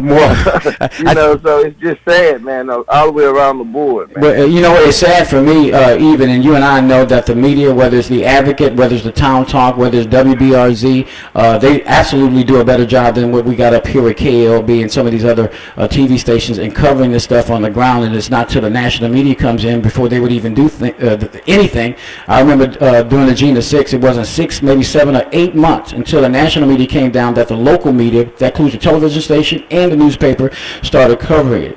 But you said something very poignant. God forbid that they should actually call you and me and put us on national TV to tell the truth instead of some talking head out of Baton Rouge who don't have a clue as to what's going on, never worked on it, never been on the protest, and of course it's not his job to call his boss to question. So when you look at, by comparison to the case here in Alexandria, I know you're familiar with the Aquarius Brown pistol whipping beating. I know you may have seen the video on my Facebook page. So when you see these white cops MFing, going on an illegal high-speed chase, because the suspect that they were looking for was in black clothes with dreads, none of the people in the truck that they racially profiled had black clothes or even dreads. They opened the vehicle without identifying themselves. I think, according to one witness, even possibly with guns drawn. These kids fled, took off, and of course the kid in the video is seen giving up, putting his hands down, and as soon as he gives up, Silky, he's pistol whipped in the head, once in the head, and then he's knocked in the back with a gun. He's then, of course, kicked 2 times while on the ground, and then after handcuffed, he's jerked up by this cop with such ferocity by his hoodie while handcuffed that you can hear him gagging as if he's being lynched temporarily on the pickup, and then the MF and the MF. So, and then when you have a black mayor who saw this video 2 years ago in the same context of what you said about the shucking and the jiving Negro who went on there to defend the governor when he didn't do the right thing. What do you think about black mayors who are in positions of power who are more interested in protecting the police department and its institution as opposed to this young black kid like Dequarius Brown? They still haven't released the video. I got the video, and of course I've released it, and people's eyes are finally being opening. So what do you think about that comparison even in Alexandria, when we put black people in office, we trust them to do the right thing, and then they get in there and they do the absolute wrong thing, and in many cases they are worse than their white counterparts who had those positions before? Well, I tell people all the time, Tony, that we can't just vote for people that look like us. We have to start looking for people that actually think like us, because all skin folks ain't kin folks. So we see these type of Negroes running around, man, covering up for these people, and it's been that way. And of course, that's why we haven't made as much progress as we could have, because we have continued to allow ourselves to be divided in a war that's definitely still against both of us. But of course, some of these individuals, as long as they can go to the back door of the former slave master and get some chicken and biscuits, they're cool. But we have to stay on the ground and continue to expose these devils for what they are, because that's exactly what they are, Tony. We have to be strong enough not to let ourselves fall into the fold of taking these small tokens, pats on the back by our former slave master, and that's still our number one oppressor, to take us off our game. We got to stay on our game. We got to fight this all the way to the end. And I'm not saying that this can't be accomplished the way that it is, but it takes a longer time to accomplish what we're trying to accomplish when we're paddling one way upriver and we got the Negro and the oppressor behind us paddling the other way. The boat ain't moving. The boat just staying in the middle and not moving. So we have to get some traction here, man. It's rough. Because enough of us is not standing up, and we have to be brave enough to stand up and put our lives on the line. As you know, you have had incidents with the police, and they tried to make you out the bad guy in that incident that you had, and so have I. But we have to be strong enough, and our skin has to be tough enough to accept whatever it is that they try to oppose us with during this time of this struggle, Tony. And I like how you make the difference, and you do it verbally, and I do it the same way, I guess, because we've been in the struggle so long fighting. We just hope that more people who look like us will come on board. How you distinguish the difference between a black mayor and a Negro mayor. That's a big distinction. Yes, of course it is. That's a big distinction in any anything that we do, is that the Negro has definitely sided with his oppressors and are comfortable with where he's at. And you listen at the history of the civil rights struggle, I think Malcolm said it best. The Negro is always, boss, we sick, boss, our house, boss this, boss that.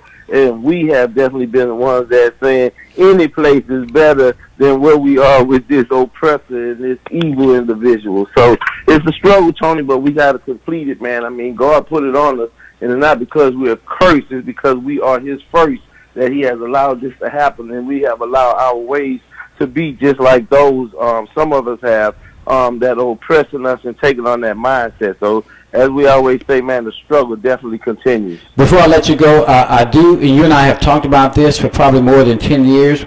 Those lying Blue Klux Klan, they lie. And I am sick and tired of not only local citizens taking what police put on police reports as gospel, as Bible, and when you have the media who would just put out the press release like KLB does, verbatim of what the police feed them, don't even have the audacity and just shameless of not rewriting the press release, trying to even get a question for what happened. It seems suspicious, or going to the family, getting a picture of the victim, not even knowing what's happening, but putting out the narrative of the police even to this day. There's always two sides to the other story. And we now know when it takes, Andrew Brown case, and certainly the case with Ronald Green, how they said he died as a result of an accident in his vehicle, and we know they killed him by whipping his black ass to death. So why should people believe what the police have to say? And far worse, the free press, who are majority white owned, doing the very same thing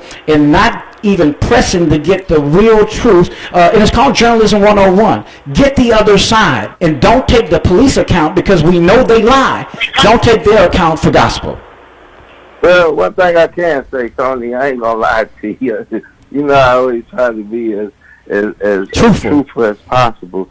I admire that in them. Even though they know that they lie, they stick together. And I think that's one of the things that we have definitely not accomplished yet, sticking together. And in most cases, we will even side with them. So they stick together. And I tell people, I don't get mad because individuals are doing what their parents and their foreparents have taught them to do. They're following their rules precisely. Don't take your knee off of these Negroes' neck. And when you see those individuals that's acting in that capacity, you have to kind of admire what they do, because they sticking to their game plan. The thing is that we haven't stuck to ours, and we definitely have to get us a good game plan and stick to it the exact same way that they do. I always say, Tony, and I know people that's on our level will be able to read through this about what I'm about to say. When we start answering every knock with a knock, that's when it'll stop. Until then, we're going to continue to struggle and try to get this thing on track. But until we start answering every knock with a knock, that's when it's going to stop, man. Believe that. Well, and I tell you what, I like the way you put that. I never looked at it that way. At least they're loyal to the lie all the way to the grave. And, of course, we always are going to do what Massa say, or we're going to throw our other brother under the bus like this brother did in the Ronald Green case, when you could hear him saying, "I'm your brother, I'm your brother." And he got killed by that brother and 6 other white officers anyway. And here we are 2 years later, finally getting coverage.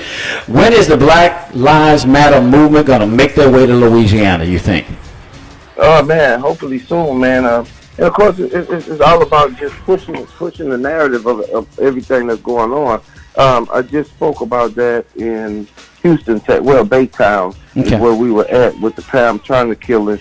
And the Black Lives Matter situation has to be one that we live every day within ourselves, not just a chant. I mean, if we could say it at the White House, we got to say it at the smack house, the crack house, the gang house. So we have to make Black Lives Matter a part of our everyday life and not just a chant. And I think we haven't accomplished that part of it yet. It sounds good, but when we start living it, when I start seeing you and do the way that we already do as brothers, "Hey, my brother, how you doing? Come on this morning. We're going to talk about this struggle." When we start doing that, we're going to start seeing some progress. But as long as we just chanting and not really out trying to make Black Lives Matter all the way across the board, I just told them, if I was to walk on your feet, Tony, your feet don't say, "Ouch, that hurt." Your mouth do. Why? It's connected to a nervous system, and we have allowed ourselves to be disconnected from our brotherly nervous system. So when I see you hurt, I hurt. When we start having that pain for each other like that, hey, that's my brother over there, they whipping on him, I'm going to help him. Then we'll see the changes that we seek every day, man. But until we put that into our mentality, we're going to continue to see others die at the hands of other folks and not even care because it's not hurting us. But as you already know, as soon as it touches our family, we're the first ones that they call because they already know our passion, our love for our people, and then they want us to step out there. Don't wait till the church, the hearse come to bring us into the church. Bring us every Sunday so that we can put some real words in you and get you on this battlefield where we have been for so long, Tony. Boy, I tell you, boy, you hit the nail on the head. You and I are truly brothers from different mothers because I get the very same thing. The very people talking about you, when something go wrong in their family, they're the ones calling you up because they can't go to the white media because they're not going to get any sort of coverage there. And it's about, it's about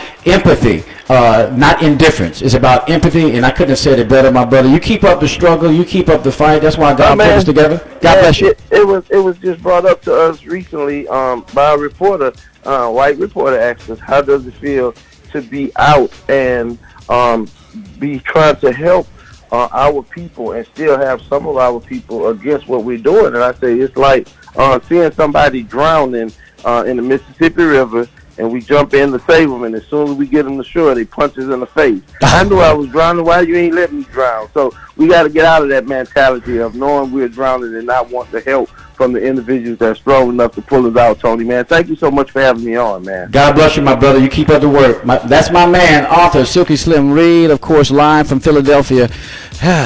What do they call Philadelphia? The city of freedom. More Eyes Open when we come back. Don't go away.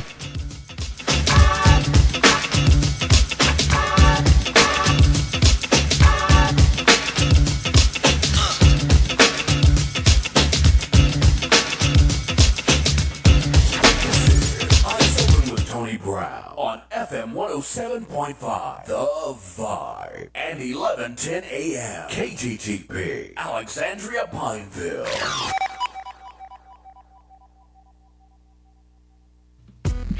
Rapides Primary Healthcare Center is your federally qualified community healthcare center and is located at 1217 Willow Glen River Road in Alexandria. They are now accepting new patients. Are you tired of spending long hours in hospital emergency rooms waiting to receive non-critical healthcare services? Do you need affordable medical, dental, and mental health care? Do you need quality health care for you and your baby for prenatal, during pregnancy, and up until adulthood? Do you need to sign your family up for the Affordable Care Act or Medicaid? Then look no further than Rapides Primary Healthcare Center. It is the affordable, timely answer to all your family's healthcare needs. All services are available to anyone regardless of their ability to pay. You or your family will never be turned away. Rapides Primary is certified KidMed site with a sliding fee scale. Payment is based on income and size of family. Medicaid, Medicare, and most commercial insurance are accepted for medical services. For appointments and information on all medical services, including Obamacare and Medicaid, call 318-487-4400. That's 318-487-4400. Rapides Primary Healthcare Center, a new beginning in quality health care and a proud impact partner of the Eyes Open Radio Network. Hi, I'm Denisha Edwards, City News Manager for the Drum newspaper in Ponchatoula and Baton Rouge. My job is to make sure your stories get told. I make sure you know what's happening in your community. Whether that's exciting, informative, or just entertainment, your news matters at the Drum. But we can't do it all alone, and no one knows the community better than you. That's why I'm asking you to share your stories with me. At the Drum, we believe a community that is informed is a strong one. So if you've got important news, witty insight, upcoming events, or even a wedding announcement, call me at 225-927-3717 or email me news to news@thedrumnewspaper.info. Follow us on Facebook and Twitter today as we report your news.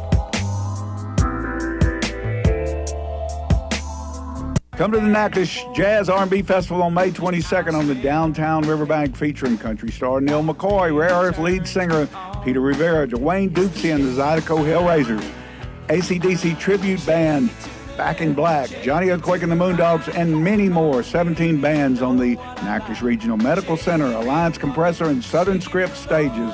There are limited tickets. Get yours today. Go to www.natchjazzfest.com. That's natchjazzfest.com. Who wants to start going to grandma's for Sunday dinner again? Who's ready to attend fairs and festivals again? Who's ready to relax with friends and family at the pool again? If that's you and you're 16 years old or older, you can now get one of the COVID-19 vaccines, which are authorized by the FDA as safe and effective. Visit covidvaccine.la.gov to find out where you can get the COVID-19 vaccine and help bring back Louisiana. Hello, Sinla. I'm Dr. Kelvin Spears, Chief Medical Officer of Alexandria Emergency Hospital, located at 5900 Coliseum Boulevard, next to Wendy's. Our mission at Alexandria Emergency Hospital is to provide our patients, both adults and children, with the best possible healthcare experience, with short wait times and a relaxing environment. Alexandria Emergency Hospital is open 24/7, 365. We have board-certified doctors available for expert pediatric and adult care for both inpatient and ER services. We can provide outpatient services like MRI, X-ray, ultrasound, and CT scans.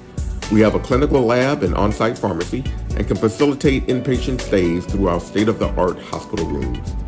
For more information about our services, you can give us a call at 318-386-8110. That's 318-386-8110. Or visit us online at www.alexandriaer.com.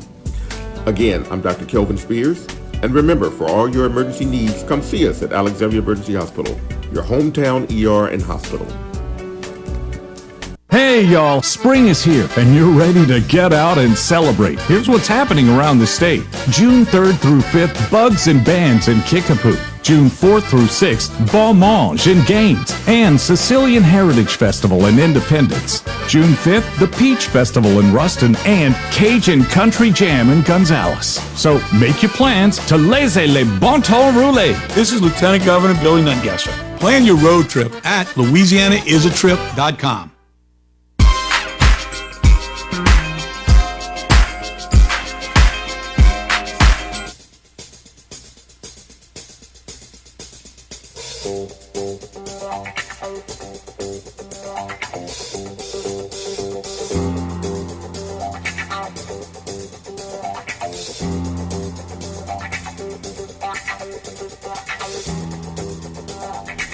Nine minutes past the hour.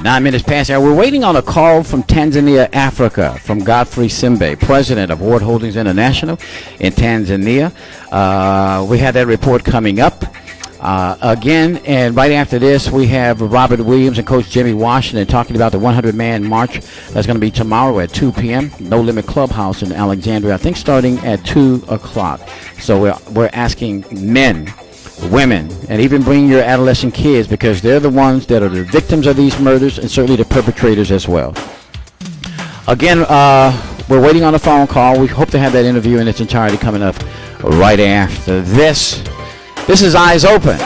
Good morning.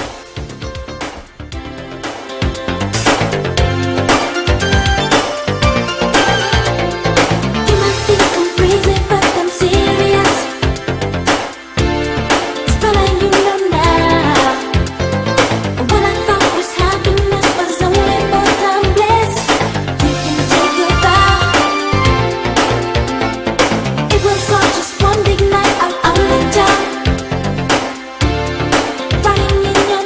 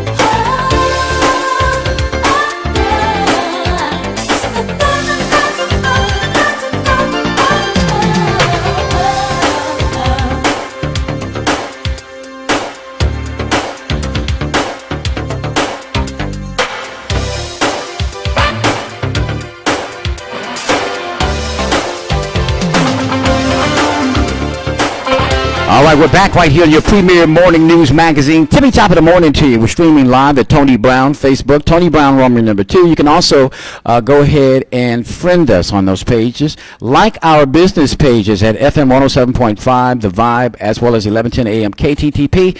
And we're also streaming on Twitter and Periscope at Eyes Open T Brown. Please go to our YouTube channel, which is Eyes Open with Tony Brown, and subscribe to our YouTube channel.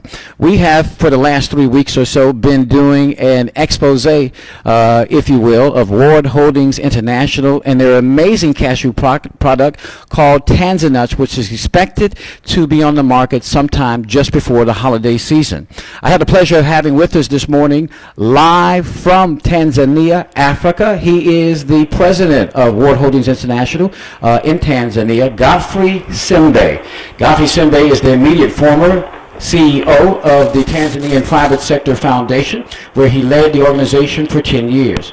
TPSF is the umbrella body of the private sector in Tanzania, where he was the voice of the private sector. As CEO, he participated in meetings organized by regional private sector bodies such as East African Business Council, or the EABC, was a founding member of the Southern African Development Community, SADC, Business Council, and presided over the establishment of bilateral, regional, and international relationships. Godfrey has served as director of the Equity Bank of Tanzania Limited, a subsidiary of Equity Bank of Kenya.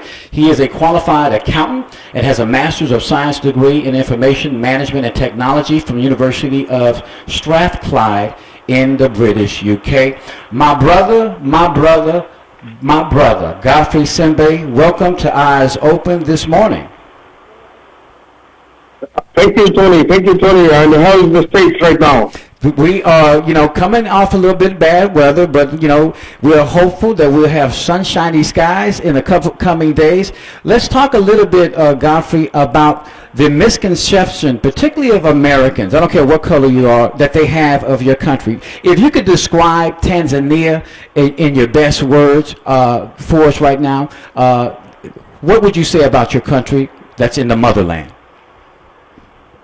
Oh, thank you, Tony. And what I can say, let me tell you something. In 2014, I visited Oklahoma City, and I met a couple of people in Oklahoma City in the state, and I tried to talk to them about Tanzania. And very unfortunately, most of the Americans didn't know where Tanzania is. And again, I think it was in 2019. I went to Dallas. And I was having some meetings there, and I decided to visit one of the president of the Chamber of Commerce in Dallas. And when I went there, she didn't know anything about Tanzania. But actually, Tanzania is the land of opportunities. It's a huge land. This is where Mount Kilimanjaro, the highest mountain in Africa, is located. Yes. So this is where the best national parks, the Serengeti, the Ngorongoro, this is where they are located. But unfortunately, most people don't know. But this is also a place where you can find almost all minerals that are found in the world. They are from Tanzania. So when I was in 2019, when I was in the U.S. in Dallas, and I spoke to the president of Dallas Chamber of Commerce, and I was telling her that, look, I want me and you to start a program where we can invite American investors to come to Tanzania to invest, because there's a lot of opportunities. And those few Americans who have invested in Tanzania, they are reaping the benefits. So she told me, oh, look, we don't have those plans, and perhaps, and she told me openly that her plan is to invite other investors within America to invest in Dallas, and not to take them out of America to go and invest in Africa, and especially Tanzania. So I was a little bit surprised that she didn't know much about Africa, and particularly Tanzania, that there is a whole set of opportunities for them to make big money. And not only small money, big money. So she didn't know. So this is my impression that Americans, they need to know Africa. Americans, they don't know what is happening in Africa, but I can tell you those few Americans who are in Tanzania, who are in Africa, they know how much money they make and what are the benefits of investing in the motherland. So this is what I can say, Tony. If you could help me through your radio to tell Americans to come to Tanzania, to come to Africa, is a land of opportunities. The WHI, they have seen that they can do something in Africa. That's why actually they have started with Tanzania. But of course, we expect them to go outside Tanzania to other countries such as Mozambique, Ivory Coast, Nigeria, everywhere there is opportunities for Americans. Well, I tell you what, you hit it on the nail. It is the land flowing with milk and honey. It's just that we have been hoodwinked, so to speak, in believing that Africa is a poor country when it obviously and has been since the very beginning been the richest country in the world. And when you look at Tanzania itself, a relatively new country, just over 50 or 60 years ago, when it was Zanzibar that was then occupied. I call it an occupation by the British. That's why you guys speak very good English. And also it was a combination, I think in 1961, that combined two countries and thus combined those two names to formulate the name Tanzania after Zanzibar, and then the Tanzi, I don't know what really the other portion of the name, but forgive me for that. But I will tell you also that you guys started planting cashews in the 80s. And yes, I am familiar with the Serengeti, Mount Kilimanjaro, and even Madagascar Island off the Indian Ocean. So me, unlike most Americans, black or white, I know about the motherland, and I do my research, and when I can say what I have seen of Africa, and certainly Tanzania, it is a precious, beautiful country with the most beautiful people who are just hopeful.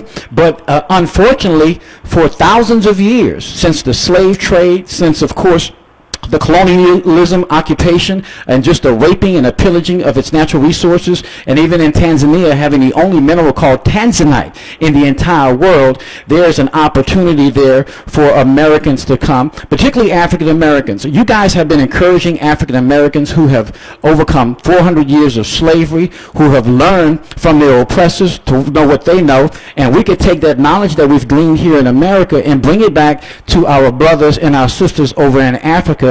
Is that the objective, to have African Americans, particularly African Americans, to come over, and how will they be treated by Africans, certainly those in Tanzania? Tony, African Americans, they are treated very well in Tanzania because these are our brothers, and they are coming back to Tanzania to offer what they have. Let me tell you something. People like Lloyd Ward, he has been a CEO of the biggest American companies. He has the experience on industrialization. He has decided on his own to come to the motherland to offer what he told me one day that, look, I'm on my senior years, and I have my own money, but I want to come to Africa to help my brothers, to give a little bit of my experience on what I gained over the years for them to help. And I can tell you something. For me, I was the CEO of the Tanzania Private Sector Foundation. I have seen many investors come from Tanzania, from China, or from Turkey, from India, you name it. But honestly, in the likes of Lloyd Ward and his team, the Scott, Martin Johnson, I have never seen people who are experienced in industrialization such as Lloyd Ward and his team. Lloyd Ward has assembled a great team that is focusing on helping the motherland, and we need them. Here in Tanzania, they are welcome. Everywhere they go, people treat them with respect, with love. And I can tell you, you'll not be surprised, Tony, that the Lloyd Ward and the Martin Johnson, maybe they can settle for good in Tanzania, because this is where they belong. This is where everywhere they go, people receive them with love. You know, they love these people because they look like us.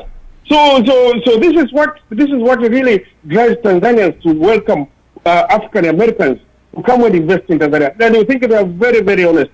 And when Lloyd came to Tanzania, people didn't understand him. People are saying, "Oh, are you an investor? How much money are you bringing in Tanzania?" He said, "I'm bringing more than money. It's not only about money. An investor will come in Tanzania, put money, and they go away. But I'm here to be with you. I want to work with you. I want to partner with you." This is what Lloyd Ward was telling people, and now people understand that Lloyd Ward, through the Ward Holdings International, is a different set of investors altogether. These are not only investors, but these are partners. These are our brothers. They are coming back home to bring the experience that they've gained in America to help us transform our nations.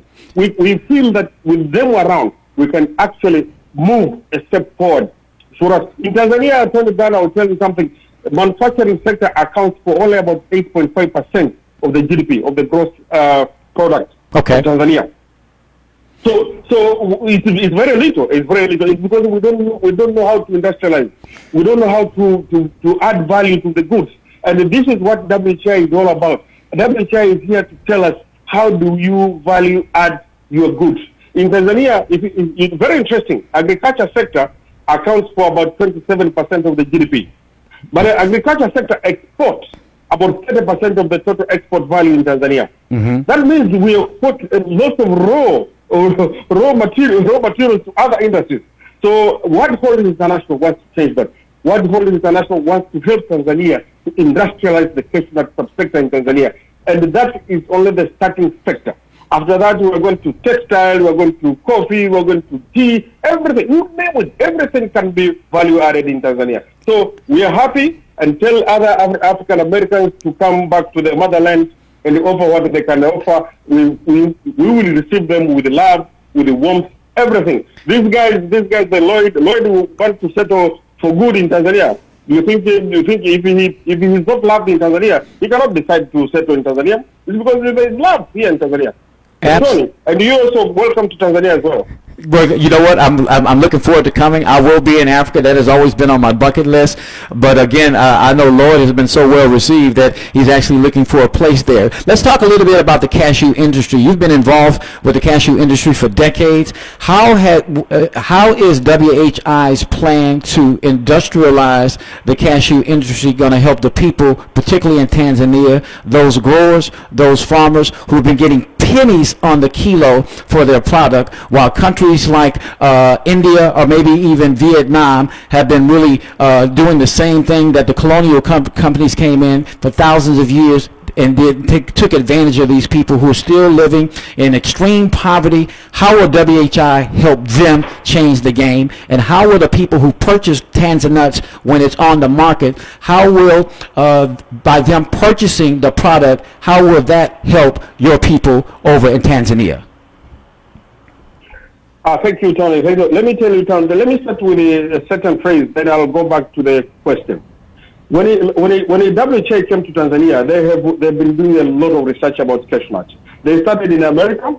They went into the shops and they found out how much American people are buying cashew nuts in the retail shops. So they collected all of that data.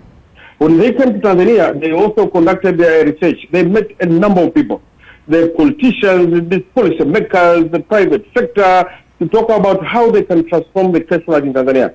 And in one of these meetings, in Tanzania, actually, the country is divided into regions. I know in America we have states. Here we have what we call regions. In one of the regions, the regional commissioner, and each region has got a regional commissioner, is a political appointee and is the administrator of that region. So we went into one region called the Singida. And Lloyd was teaching about the value of cashew nuts.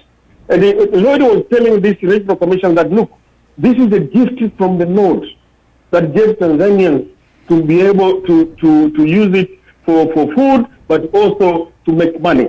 So Lloyd explained that how much we are losing as a nation, not to industrialize the cashew nut. And if we can do that, we can be able to repatriate billions of dollars back into Tanzania and help our poor farmers to be able to manage, to give prosperity to the farmers. So when Lloyd was teaching that, this regional commissioner was listening to him, and after Lloyd finished, then it was time for her to react. And this lady, she's a lady, her name is Rehema, she just said one sentence. She said, Lloyd, you are also a gift from God. Amen. Can you imagine? This was a pitch from Lloyd, and this regional commissioner is telling Lloyd, you are also a gift from the Lord. And so if you are also a gift from the Lord, tell us, help us to be able to monetize, to get benefit from the cashew nut. So this is the reaction from a regional commissioner who is the political appointee, and you can tell what Lloyd said in that meeting for him to be also called a gift from the Lord. Now coming back now to what WHI is doing. WHI is going to change everything. We have failed, Tony. We have failed to really deal with the cashew nut sector in Tanzania. 90% of the cashew nut in Tanzania is exported raw. We call it raw chestnut, or RCN in short. Is exported to India, is exported to Vietnam. And it is being processed in Vietnam and India, and the Americans, they eat chestnut from Vietnam and perhaps from India as well. But I know mainly from Vietnam. 90%, Tony, you may not believe this, but I'm telling you it's 90%. So we do processing a little bit of the process, about 10%, which is not good enough. And even the 10% that we are doing is not profitable enough to make this processor become profitable and make money. So when they come after the research by WHI, WHI came up with a platform that we call Seed to Global Market, STGM. We call it STGM. Okay. And the backbone, the real issue behind STGM is to be able to connect farmers, Tanzanian farmers, with their cashews directly to the retail shops in America. We want the Americans to taste chestnuts from Tanzania, not from Vietnam. Vietnam is mixed from other countries. There is Nigeria that's selling, there is the Ivory Coast, there is Brazil, there is Mozambique. So when it goes to Vietnam, we mix with all these and sell it to the Americans. I can tell you the chestnuts from Tanzania is the best. If you taste it, and I wish when this team, which is in Tanzania right now, the Scott and the Jerry, when they leave Tanzania, I will give them a gift that to take it to you, and I want you to test the chestnut. So what we want as WHI is to industrialize, proper industrialization, not processing only, but to do value addition. This is what WHI is all about. And this is the transformation model that we want to implement in Tanzania, and I believe we can do, because we have talked to a number of people, we've talked to politicians.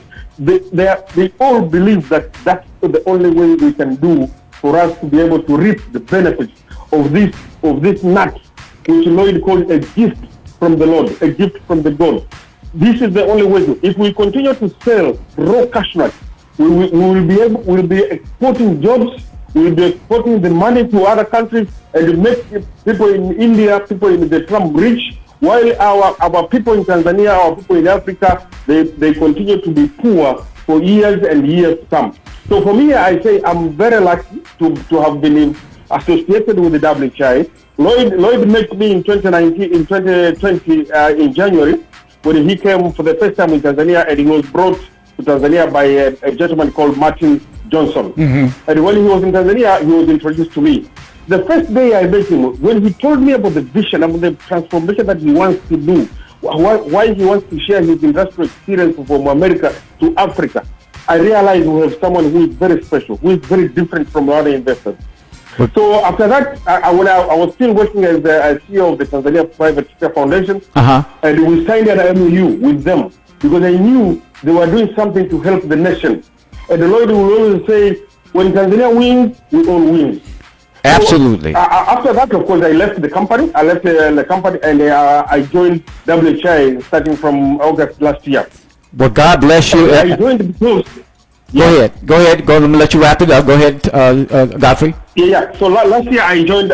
Why did I join WHI? When I left TPSF, there was I could go anywhere. There were so many of these offers for me to go and join them, but I decided to go to actually partner with the WHI because of only one thing, because of the transformation model that they were introducing to Tanzania. Because I believe in what WHI is preaching in Tanzania. I believe in what WHI will achieve. WHI will repatriate billions of dollars back to Tanzania. And I can tell you, the farmers in Tanzania under WHI model will benefit, will be rich, they will be able to buy cars, they will be able to do anything they want. And this is what is called transformation. I tell you what, you're exactly right. And of course, I feel your passion, Brother Godfrey. I can hear it in your voice. And Seed the Global Market, STGM, what we call in America, from the root to the fruit, and the fruit is prosperity, certainly for the people who are doing most of the work with blood, sweat, and tears and reaping the least of the benefits. God bless you, my brother. That is, of course, Godfrey Simbe. He is the president of World Holies International in Tanzania, Africa. Thank you for coming on, my friend. And go ahead. You had something to say? No, yeah, okay. Did we lose him? Yeah, I think we lost the line, but we're going to wrap it up. And again, folks, I invite y'all to go to, of course, World Holies International website. You can go to the Tanzanuts YouTube channel and subscribe to that channel. There's a big contest that's going to be starting on Juneteenth. It is a contest that's going to be a monthly contest where they'll choose a monthly winner. It's called Tanzanuts Taste So Good Makes You Wanna. It's going to be on social media where you download a 1-minute video of you doing whatever Tanzanuts makes you want to do. I've had those cashews. They are the biggest. They are the best. They are creamy, delicious, and buttery. My wife loves them. My dogs even love them. When I drop some on the floor, I've never seen dog eat nuts, but these dogs gobble them up. So they know a good thing. They know a superfood when they see it. And, of course, y'all keep it locked right here where we continue to tell you about the contest that's going to be coming up on June the 10th. $1,000 cash prize for every monthly winner. And then at the end of 6 months, the grand finale will be during Black History Month over in Tanzania, Africa, where everyone will be flown down, all expenses paid for the grand finale contest in Tanzania and, of course, Africa, for chances to win $25,000. And, of course, this is a worldwide contest. Yeah. More Eyes Open when we come back, folks. We're going nuts for Tanzanuts. Good morning.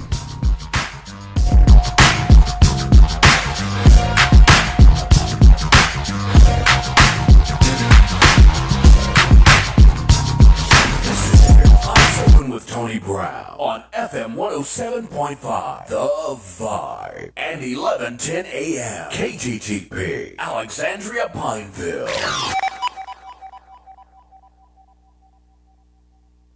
Hello, everyone. I'm Tony Brown. This is your statewide news you can use on this. Thank God it is Friday. It's the 21st day of the month of May. News being brought to you by the Alexandria Emergency Room Hospital, and hope to see you at the Mobile Cincy Ladies booth at the 24th Annual Natchez Jazz and R&B Festival taking place tomorrow, Saturday, the 22nd. Come by and say hello to the beautiful Bianca Brown. We're going to start where a murder suspect wanted in Point Coupee Parish took his own life Thursday at the Alamo Plaza Motel on Florida Boulevard in Baton Rouge, according to the Point Coupee Parish Sheriff's Office. 57-year-old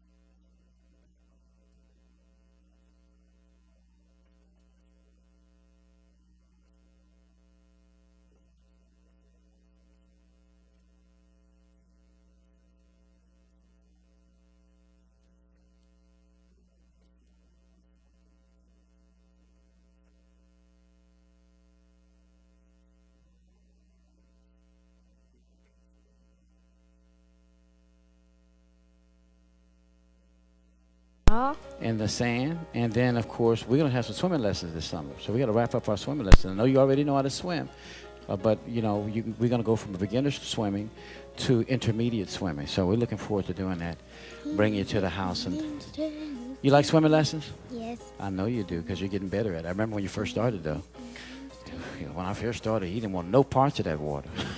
But we've got, over the last 2 years, we've gotten more comfortable. Teach your children how to swim. It is a life-saving measure in Louisiana that's filled with water everywhere we go. Teach them how to swim. And parents, particularly women, don't pass on that fear of swimming to your children. Make sure you send them to swimming lessons. Or call me. Call me. I can arrange some private swimming lessons for those who don't have the resources. I'd be willing to do that. Get about 4 or 5 kids, take them to my neighbor's pool cue, and teach them how to swim. Yeah, I want to save some lives and help them be able to save themselves when they fall in a gully or something like that. Okay, let's go to the kids' prayer. Caden's have a ball over here. Let's pray. Let us pray. Dear God, please help me find good things to think about, no matter what's happening. Amen. Amen. That's good advice, Caden. I appreciate that. What are you doing, the Ninja Turtles?